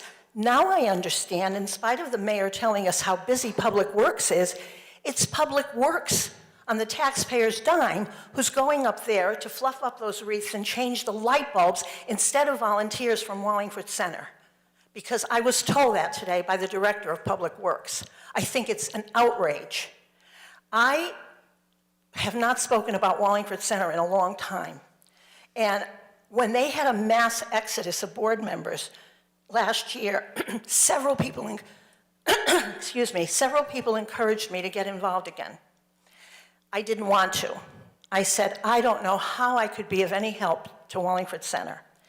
But I got pushed enough, and then during the holidays, I got distressed enough to say maybe I could be of some value. So I went to a meeting. I called Ms. Davis. She said, yes, you're welcome to come. I called President Carter, I'm sorry, forgot his name. I called Mike. Mr. Glidden, you're referring to? And the first words out of his mouth, first words, I don't like your attitude. All I had said was, I'm interested in joining the board, okay? So I went to the meeting in February, but before I went, I filled out an extensive application, giving my whole history as to why I would be worthy of being on the board of Wallingford Center. I went that night. I knew that somebody had gone to the meeting the month before, had asked to be on the board, and was put on the board immediately. I went, I listened, I came home, and I said to several, I was told that my nomination would be put off. It was tabled till the following month. So even though there were all these openings, I couldn't get on the board. I had to wait till the following month. So I went the following month, and I was told that they were working on a design for applicants, and I wouldn't know until June. That was my second meeting. After my second meeting, I told several people, one of whom is here tonight, I'm not going on this board. This board is so broken that there's no way that I could be of any help to it. I couldn't even see how I could serve on it. But they said, you know, keep going, see what happens, maybe. So the next meeting I went, I was more convinced. But I went to see, and last meeting that I went to, I was told that they had rearranged the makeup of the board with so many citizens, so many businesses, there could be 2 citizens, 2 diverse people, 2 corporate members, et cetera, when they already have 3 citizens. So I knew what had exactly happened there. So I said, there's no way for me to get on the board. And they said, no, there isn't. So they didn't have to vote on me at all. They worked it so I was out, okay? I wasn't born yesterday. Now, I am concerned about this board for lots of reasons. First of all, they don't know how to run a meeting. Secondly, I don't know how they distribute their money or what they do. I do know that for 3 years, their federal and state payroll taxes were not paid. So Wallingford, the money we gave them had to be picked up for fees and penalties. That's an outrage, and it's illegal. Those penalties raised after 6 days, there's a 2% fine. After 10 days, there's a 5% fine. After 16 days, there's a 15% fine, and that went on for 3 years. My feeling, and there's so many other things I could say, but I had decided long before I couldn't be on this board because it's my feeling this board has to be audited and reorganized before it gets another penny. It's an outrage. You know, it's like in Wallingford, and we deserved it because we worked so hard for free for so many years. We deserved it. It's like the Father, the Son, and Wallingford Center. Wallingford Center has to be looked into. I went to a meeting, the last meeting. Can I steer you to the next fiscal year budget? Because that's what this is about. This is about the money you're giving them that I, as a taxpayer, have no understanding of how it will be spent. Will it be, who's looking at these books? That is all about the budget and all about money. And somebody has got to look into this. Because first of all, I went to a meeting last week. I got there, it started at 5:07. They discussed the Freedom of Information training. They did the Treasurer's report. They did the Secretary's report. They talked about the railroad station. They talked about ARPA funds. The meeting started at 5:07. I was in my car across the street at 5:36. That's the kind of, with all this money they're getting, and that was typical of all meetings. And I know they might say, oh, she's mad because she didn't get on the board. No. There are people who will swear to the fact that I was never going to join that board. That board needs to be reorganized, and it needs to be audited. Thank you. Thank you. Mr. Gross.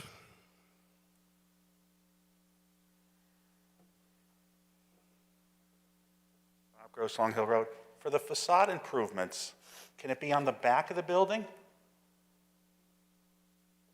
That would be the rear facade. I understand that, but because the parking lots are in the rear of the building. Some of these businesses have entrances. So, because you go all the way uptown to where the restaurants are, all the way down, the barber shops, whatever, they have rear entrances. Can the money be spent that way, and can it be spent for the driveways and the parking lots? How's the program written? Yeah, can this money be used for those things? So actually, Mr. Gross brings up a good question. No one has ever asked? For the back entrances, at least during our durations on the board. If I owned one of those buildings, that's what I would, so. And I believe our facade program is limited to the structure, to the signage, and other, like awnings, et cetera, of the outside of the building. I don't think our program could be applied to the driveways, alleyways, et cetera, the other site improvements. It would just be to the structure. Because those alleyways and driveways and whatever you want to call them are really, I don't know who owns them. I don't know if the town owns them. That would be for the mayor, but I'm sure he doesn't know, and I'm not saying you should know who owns them, but there's alleyways and parking lots back there that could be taken care of. To Councilor Tata, the wall. Well, look here, because I have the vice chair right there behind me, who's on the opposing side of this. The cemetery has discussed the wall over the years. I have spoken to Shippo, whatever you want to call him. The wall can come down. I mean, there's nothing that is historical can't come down. The only thing is, you can't come down for an economic reason. You know, it's just like any zoning rule. It can't come down, or ZBA rule, can't come down for an economic reason. So you can't take it down to build a house or something like that on it to make economic gain. You do have to petition the state, but it's not as onerous as the mayor would make it sound. It is possible. Now, the board of the cemetery, because I get calls on this, that's why I called Shippo. The board has discussed it, and the board is in disagreement on which way to go with it. That's why it's never been brought forward. But I think if I do, Mr. Beaumont's on the other side of this, and he's here, I think it would be wonderful to leave the pillars and put wrought iron and open it up as other communities have. It's a fantastic looking cemetery, if I do say so myself.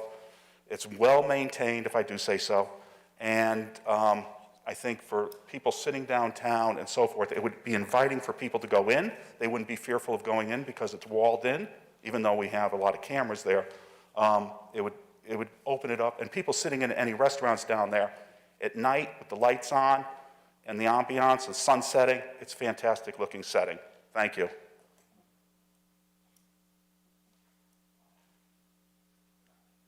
I can just point to the issue that was raised when a new opening was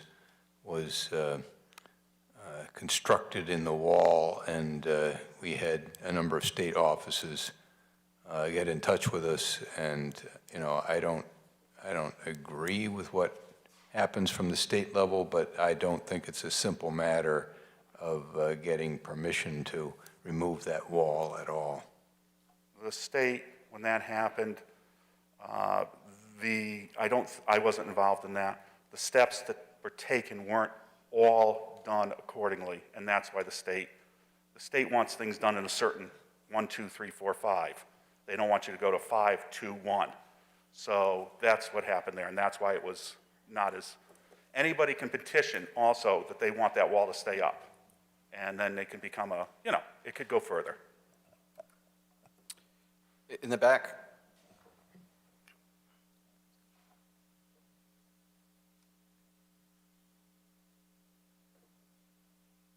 Bill Comerford, 5 Broadview Drive. I didn't have a copy of their budget, so I thought that we were going to get one before the meeting. The flags, did you happen to, I asked you about the flags. Yes. No, you have got to use the microphone, Sorry. please. Yes, I had emailed Public Works about it, and I have seriously yet to get an answer on why those flags aren't over there. I'm sorry, I didn't hear you. Okay, I had emailed Public Works about the very question that you had asked the last meeting, and I have yet to hear back from Steve Palermo on that.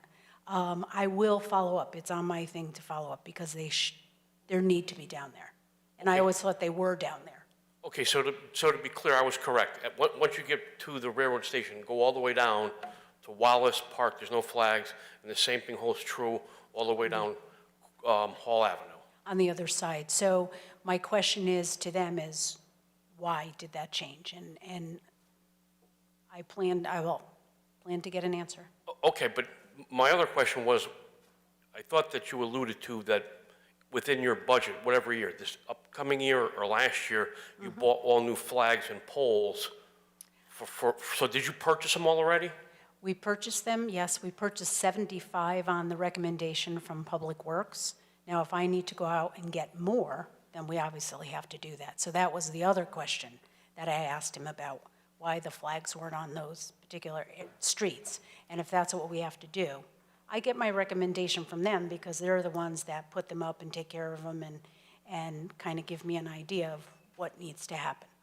So to shift gears, Mayor, is there a reason why Public Works doesn't purchase them themselves?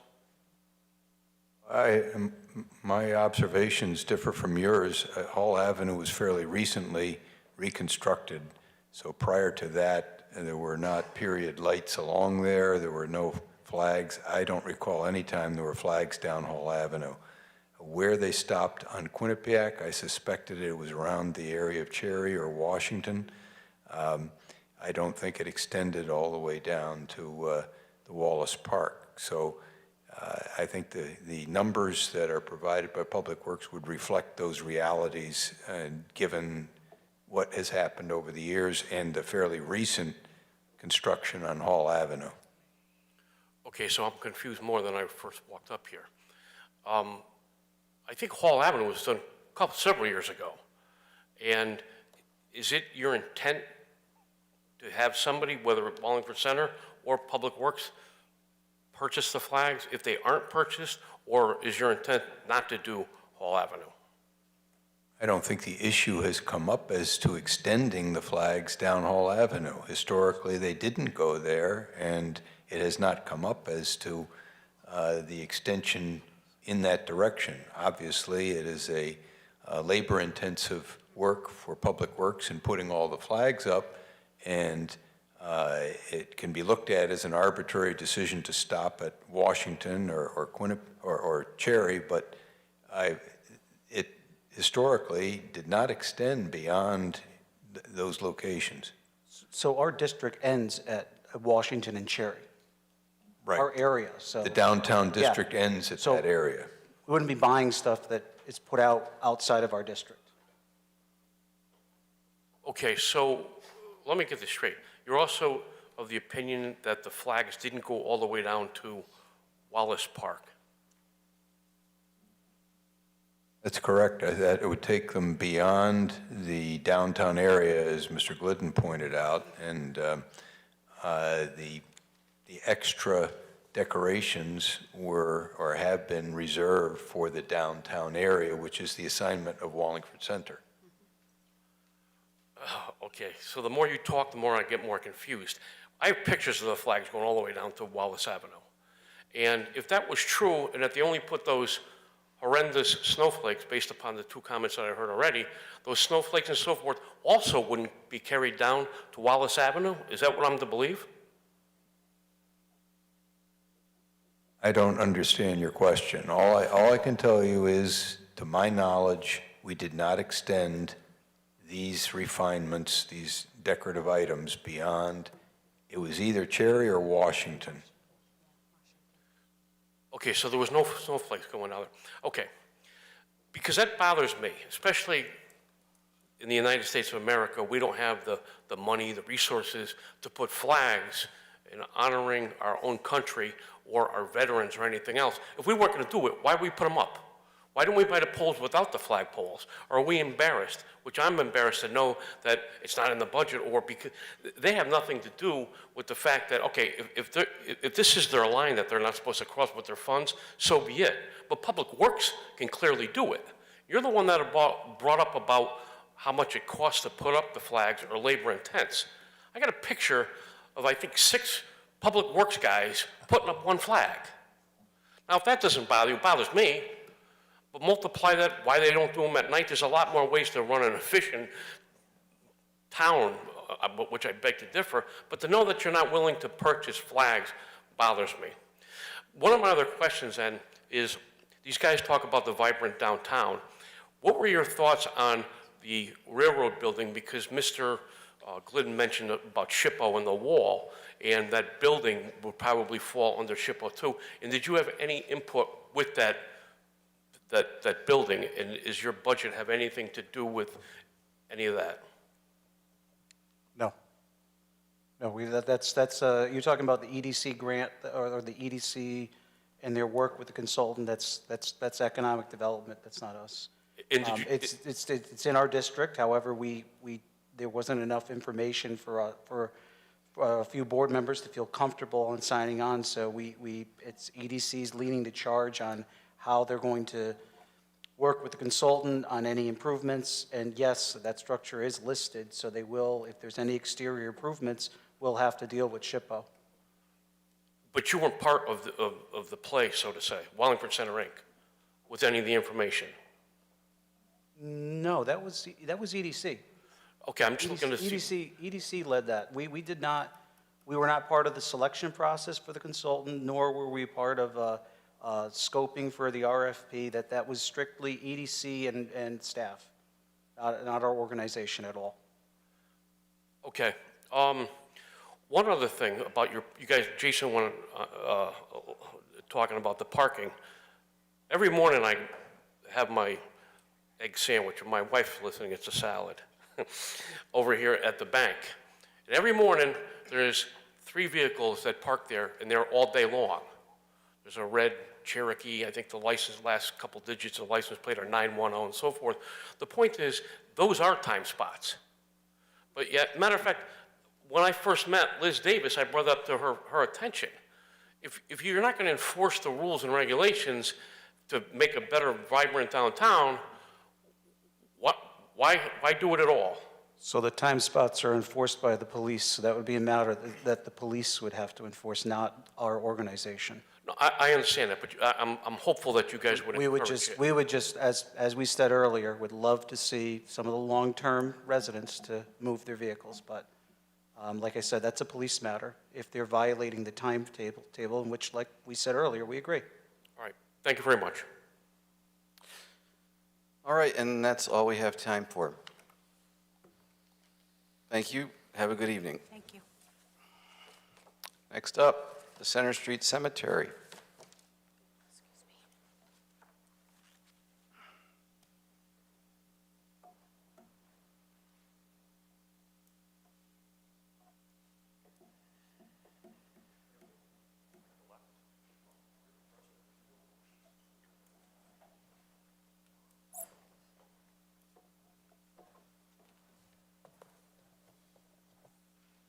Good evening. Good evening. Just Good evening. for the benefit of the record, your capacity as you sit here. I'm Robert Gross, President of Center Street Cemetery. Bob Beaumont, First Vice President of the Center Street Cemetery. All right. Any questions from the council? There being none, we had one question from the public.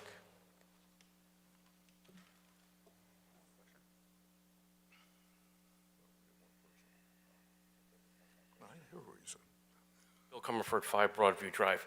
I'm referencing Chairman Cervoni's letter to all people receiving contributions dated February 1st. It says, your agency must provide, and then there's 4 items listed. Was that supplied to the town council? I'm sorry, I heard a noise. What was the question? I said, was that information supplied to the town council? Some of the information was. The information that you supplied me was just some proposed budget with the funds that they're receiving. Was there anything else that you received? That was yesterday and not since then, no. Okay, so it says your agency must provide. Is there a reason why we didn't provide, ask them? Everybody on the council must be well aware that it wasn't provided. I'm surprised that not one of you asked where it is. Is there a reason why the cemetery didn't provide it? That's up to them. Are they going to answer? If they want. The question is, though, Bill, you're asking Why we didn't pass in what? It says, before the town council review and approve your contribution from the town, your agency must provide to the town council your agency's intended use of the funds received from the town budget, a statement regarding the impact to your agency if it does not receive the funds provided in the proposal of the town budget, your agency's budget, and your most recent statement with account number redacted. All right. Number one, Bill, we don't look at this as a contribution. We are a private agency. Mr. Gross, you need to get closer to the mic. Sorry, I'm usually pretty noisy. Usually are. Different mic. Sorry about that. I'll make sure I'm louder. Bill, to your point, we don't look at it as a contribution. We have a contract dated back in 2018, signed by the mayor and the former president of Center Street Cemetery, that outlines what the cemetery is responsible for. The council and the mayor and the town has it. It's a public document. I'm sure you have that document. That's what we do every year.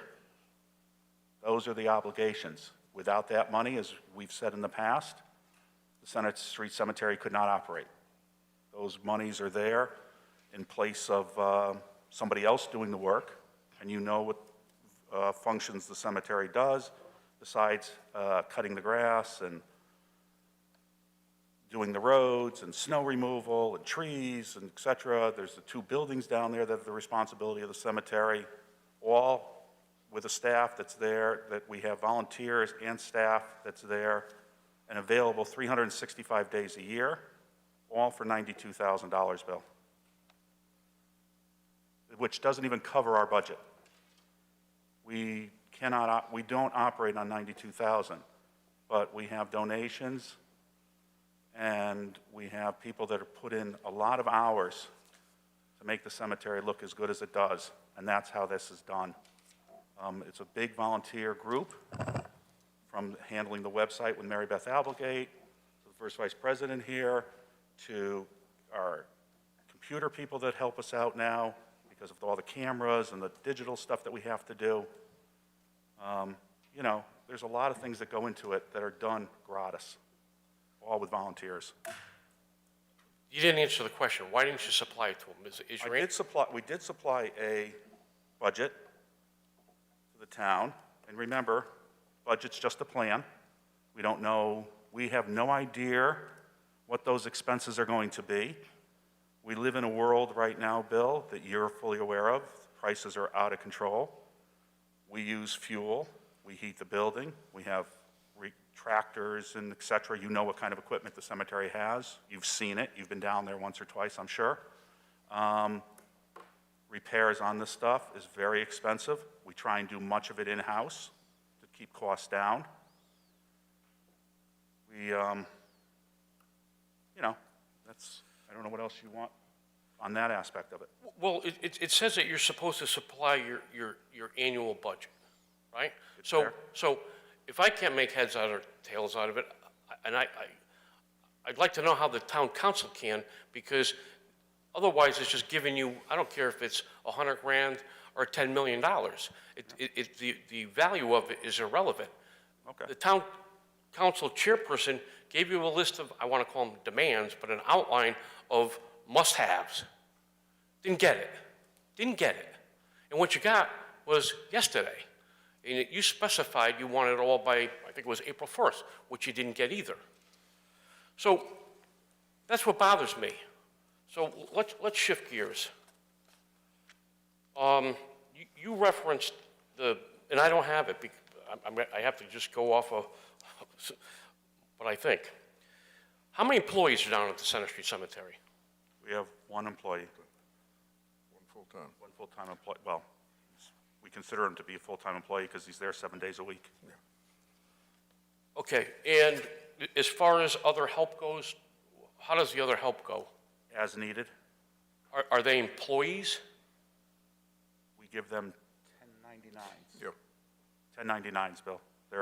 We hire them as needed. And when there's a funeral or something of that nature, graves dug we demand, and I think it's by law, there need to be 2 people when a grave is dug. So we need to put somebody on. We're not going to have somebody on payroll for somebody like that. When there's a funeral, lowering the casket, we need 2 people. Storms, Bob can only do so much in all the time that he has. Storms come through there. Bill, you're there all the time. You see what work's being done. You know these people are there. You see the work that they're doing. You know that they're doing things in a 40-hour week that Bob could not do by himself. I don't need to be told what I do and don't know, especially without having a budget. That's what bothers me. Okay. I didn't ask that. What I asked was, do you have other employees that help with the leaves or Yes. the cleanup? Yes. And they're employees of the town, or excuse me, the cemetery.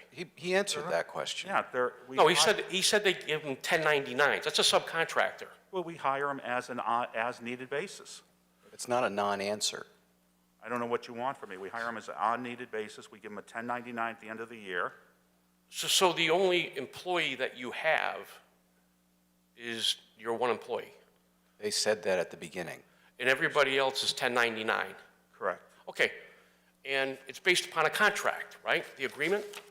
Let's look at the agreement. Okay.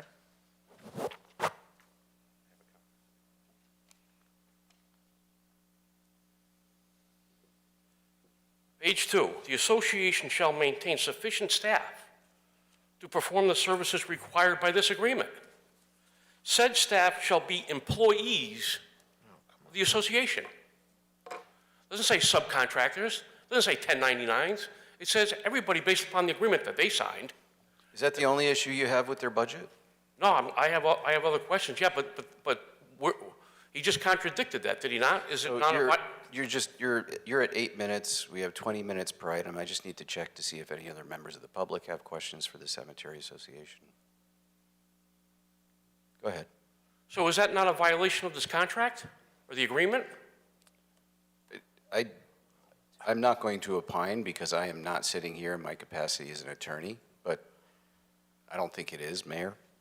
I would just say, whether it's a 1099 or W-2, for IRS, they're employees. It's just a question of the nature of that employment.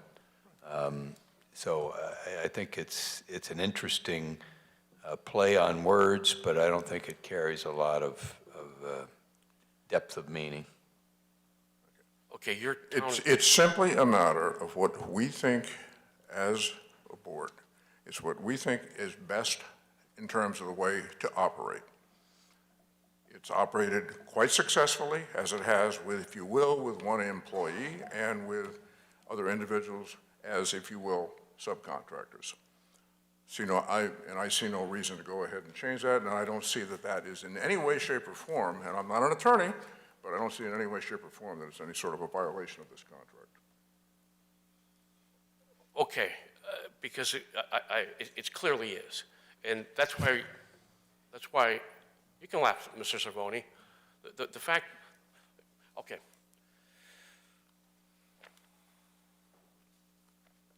There used to be a former president of the association years ago named Mr. Foster.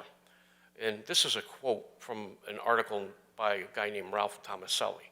And this does pertain to the budget because they didn't really ask for that much money back then. And Ralph Tomaselli wrote, Peter Foster, president of the Center Street Cemetery Association, said, the maintenance at the historic cemetery is a problem. I wish I knew why. What year was that?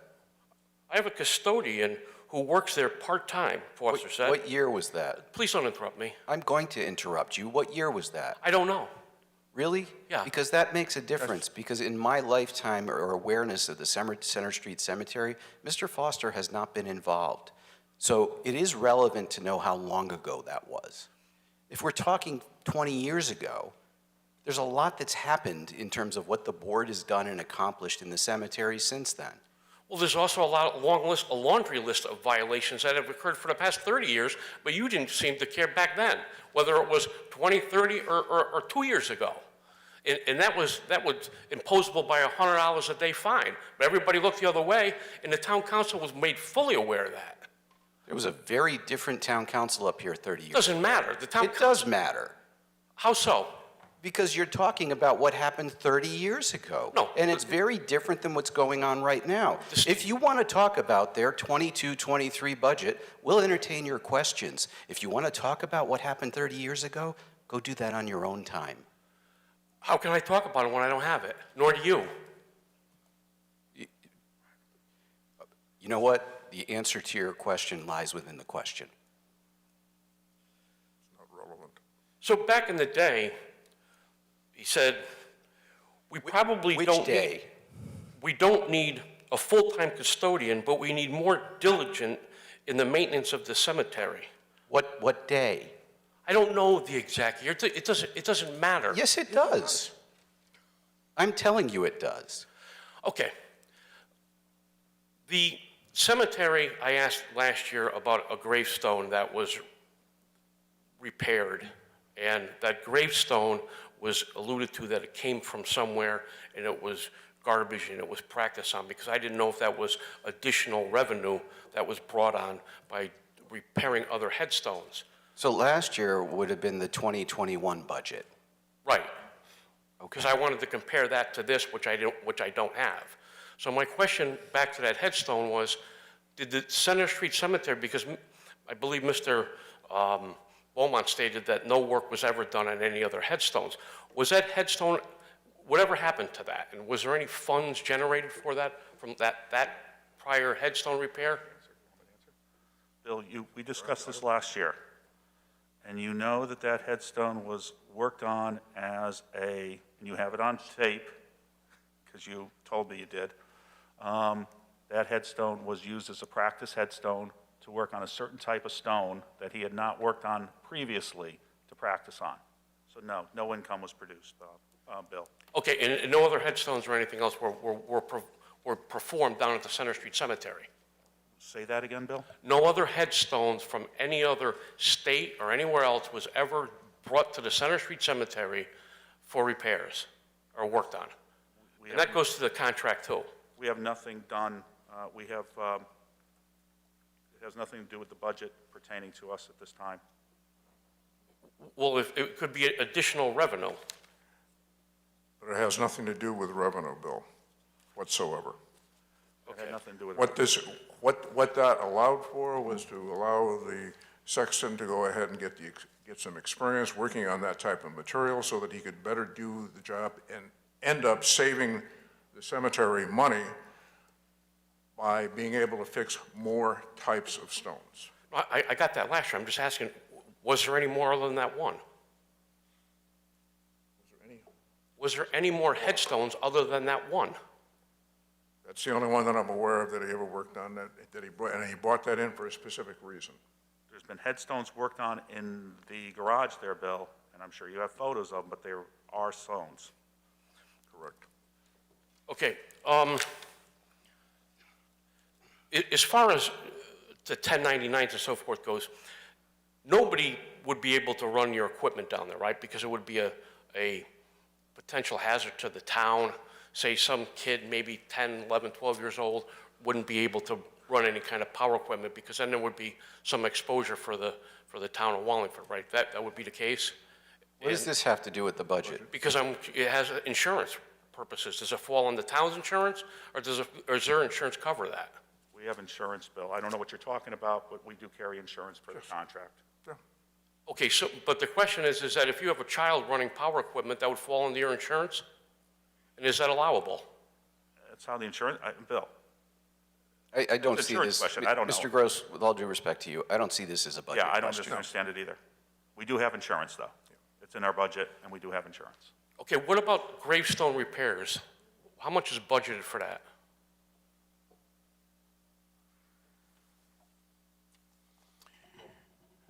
It's under cemetery supplies, Bill. Correct. And it fluctuates year to year, depending on what breaks. Depends on the needs of the business is what it amounts to. It depends on, it depends on the degradation of the stones that are there. It depends if we have the misfortune to have vandalism, which causes problems. It can be all over the place in terms of how much is needed in any given year. the $9,200 that is noted in here as far as cemetery supplies, that is our best, if you will, estimate, which is what most budgets are when it comes to certain line items. With that all, and that includes more than the adhesives and so forth that are used to repair the stones.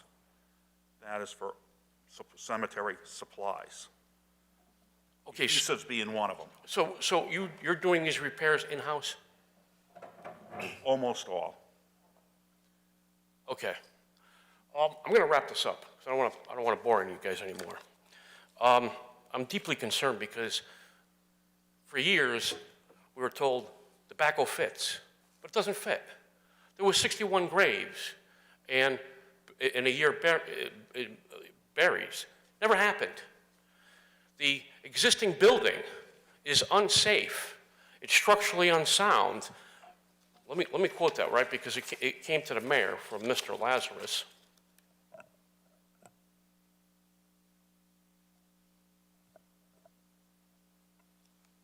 The existing maintenance building is in need of structural repairs, including wall reinforcement and roof framing reinforcement. You already heard from Public Works, not a dime has been put in.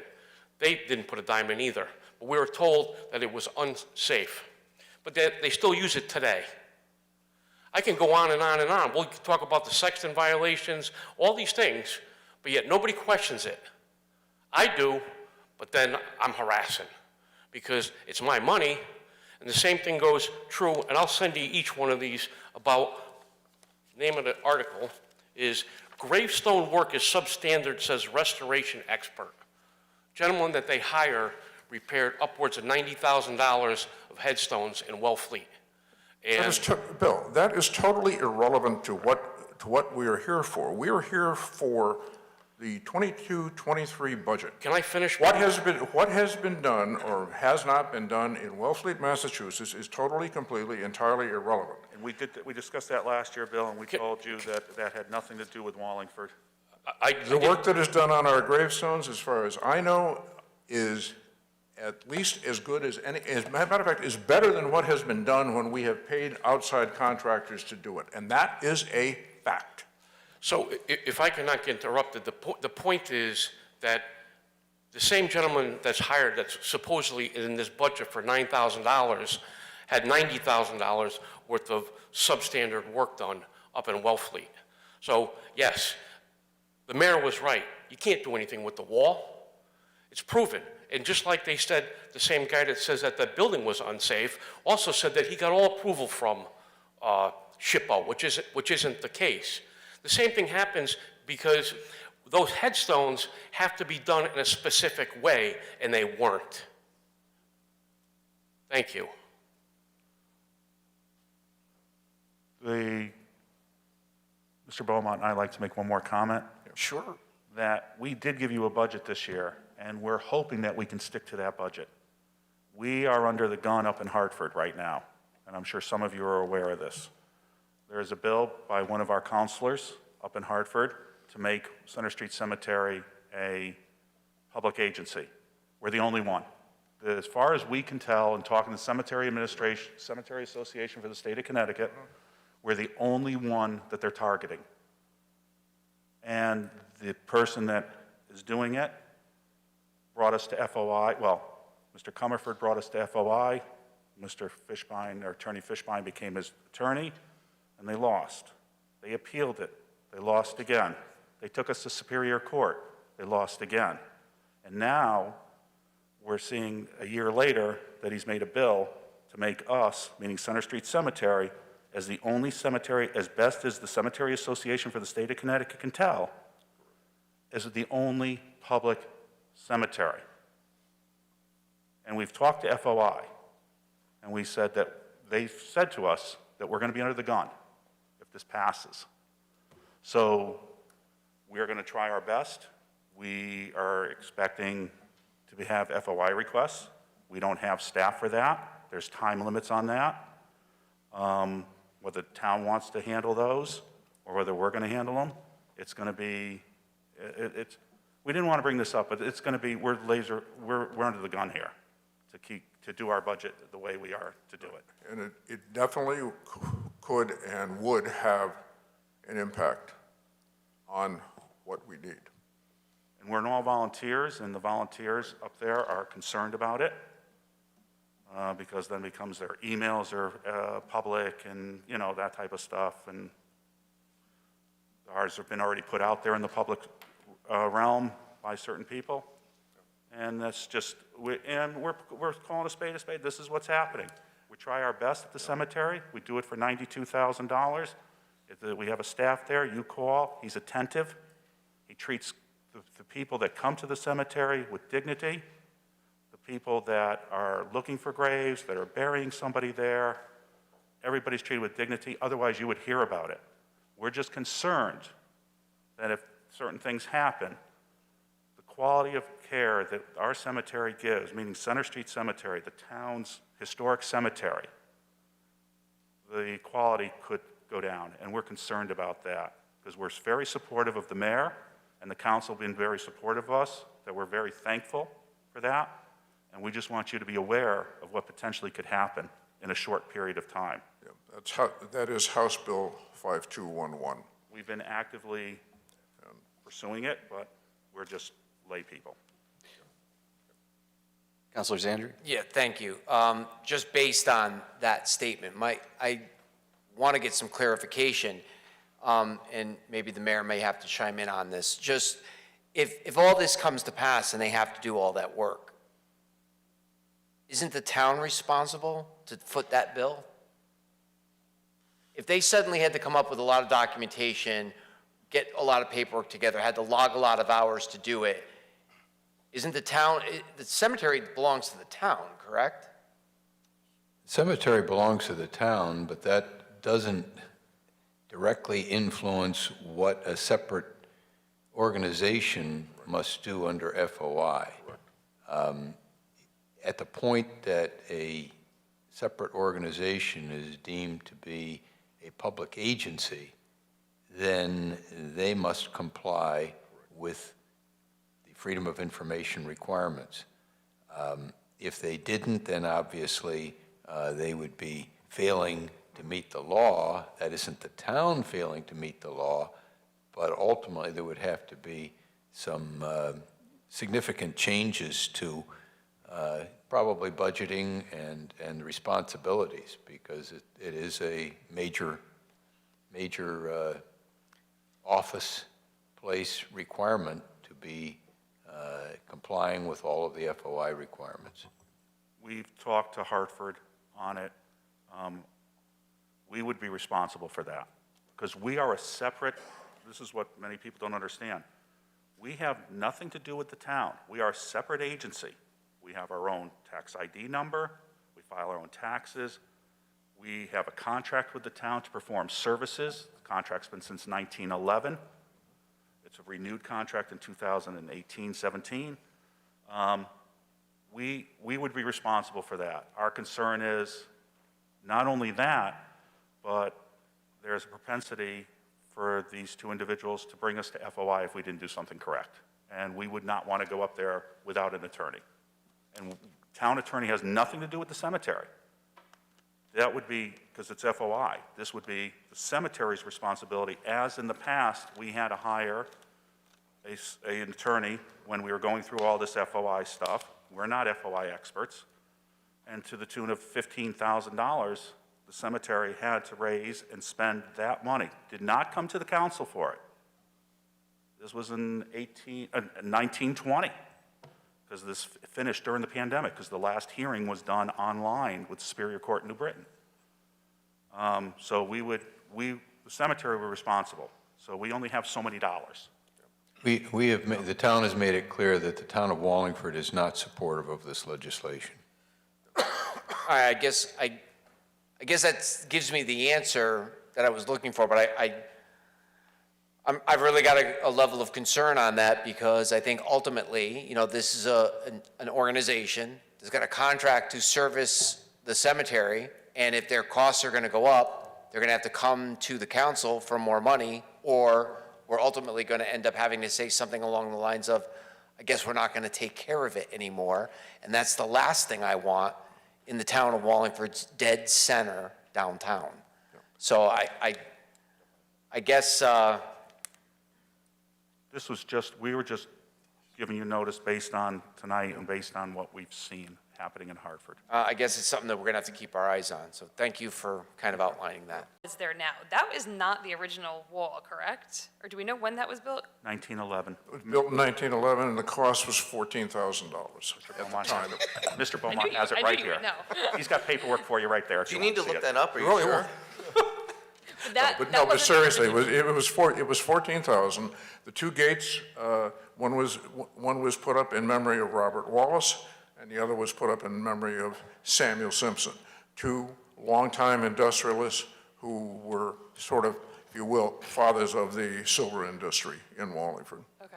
And I've seen old historic paintings and things, and it looks like it's a wrought iron fence. Was that prior to this one? Basically, what it was, if I am correct on this, basically, I think it was basically pipes between posts. I think there were two pipes, if you will, going horizontally, between the posts, Christina.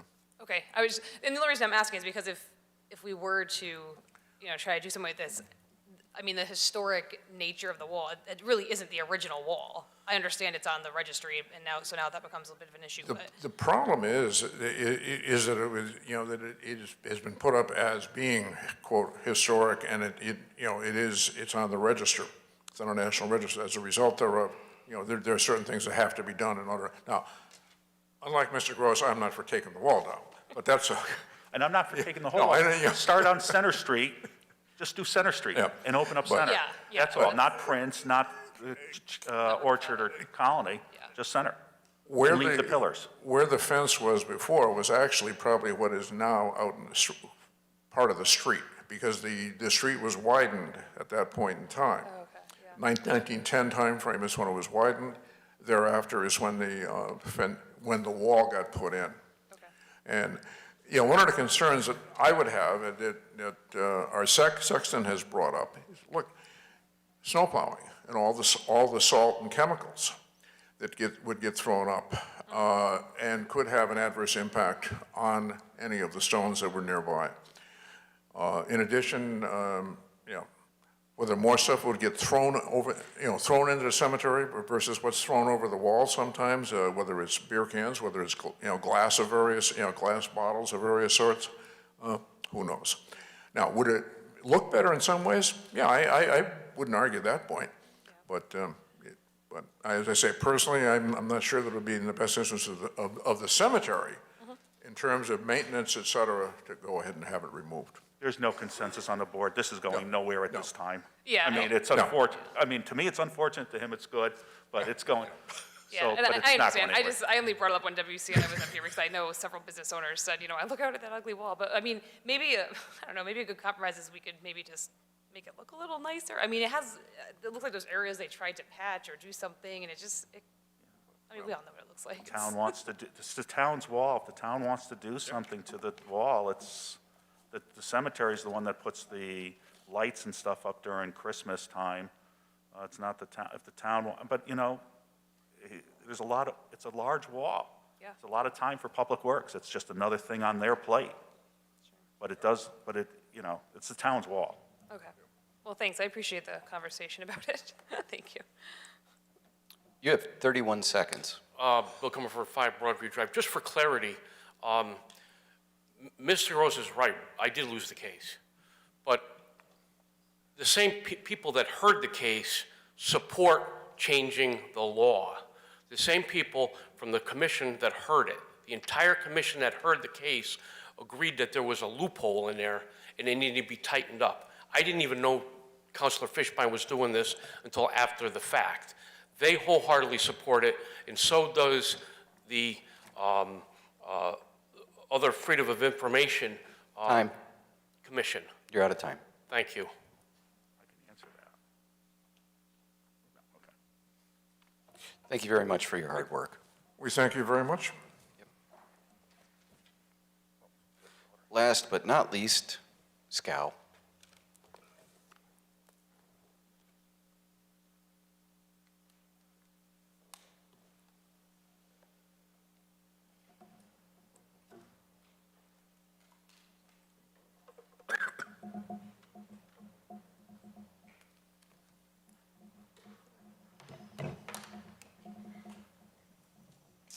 Good evening.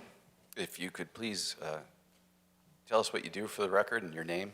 Got it. Adriana Rodriguez, Director of the Spanish Community Wallingford. Jeffrey Necchio, Chairman of the Board of Directors of the Spanish Community of Wallingford. Vice Chairman Laffin has kept you here all this time. I just want you to know that. We appreciate that. Oh, of course. No, thank you for staying. And I'm not sure if others have questions, but, so the allotment in the previous years has been $10,000 for the money from the town. Now it's $30,000. I'm aware of some of the backstory, but I thought it was a good opportunity to explain it for everybody in the record and see if there are any more questions. And then on top of that, what is going forward? What are your plans to try and recover or accommodate that? Yes. So we did reach out and meet with Mayor Dickinson because we were eliminated from the state budget, or we were eliminated from our funding that we previously received. So in the meantime, as we work on seeking different grant opportunities with the state, meeting with state leaders, we just wanted to make sure that we could continue our programs and services that have doubled over the past couple of years. And we are currently working with a consultant on working on a fund development plan for the next 3 years. And again, that is creating a plan to bring in different revenue streams and just continuing our services. So previous to this year, we were part of a budgetary earmark at the state level, which was kind of spearheaded by Senator Len Fasano. He did not run for re-election, and we were abruptly notified of our loss of that grant. So that grant in total was $128,000. So we, kind of reviewed our budget and, came up with a relatively skinny budget. And then we started reaching out, as Adriana had indicated, to our national, state, and local leaders with regards to what grants could be ascertained on the governmental side. And then we also aggressively started pursuing more than we already have to more independent grants as well. So, we've been really working hard to kind of get our funding back in line, but it did represent about 30% of our budget. So, it was significant, but we feel that we've kind of struck a good balance with regards to the budget that we've come up with for the proceeding year, with the expectation that we'll continue to be relatively successful with the grants that we have put in for. So.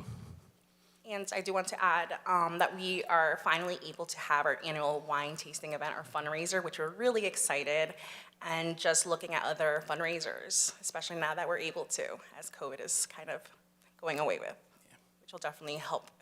It's very important to understand that, we saw the COVID, pandemic as an opportunity.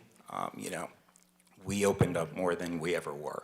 We responded to we really followed our mission, and we responded to the needs of the community. We were the agent, we acted as an agent of over $150,000 in pass-through money, direct person aid throughout the pandemic. We, working with community partners, administered over 2,000 vaccines at our facility. And, we've responded to the needs of the community, not just the Hispanic community, but the general Wallingford community. And with that, I think people will recognize the fact that, we're here for people, we're, a stable source, and that we're an agency for good. And I just want to add as well, and not only have we continued our signature programs and services, we're really focusing on COVID recovery efforts, workforce development initiatives, and healthy communities. So that is kind of the direction that we're going and have been really successful. Okay, yeah, wow, thank you. I'm all set. Great. Councilor Tata.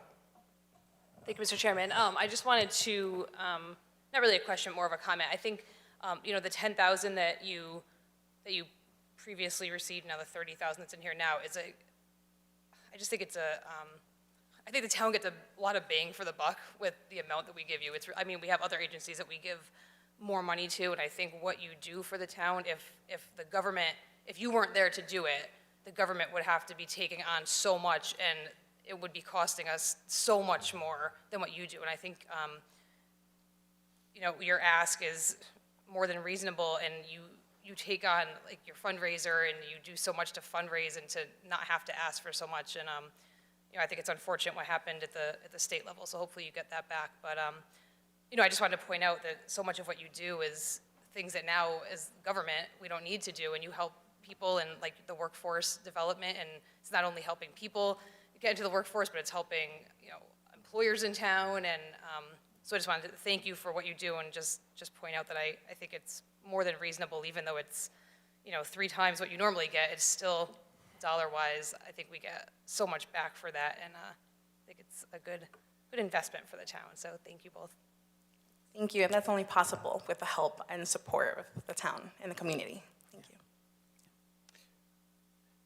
There's no other, oh, I'm sorry, Sam. When is the wine tasting?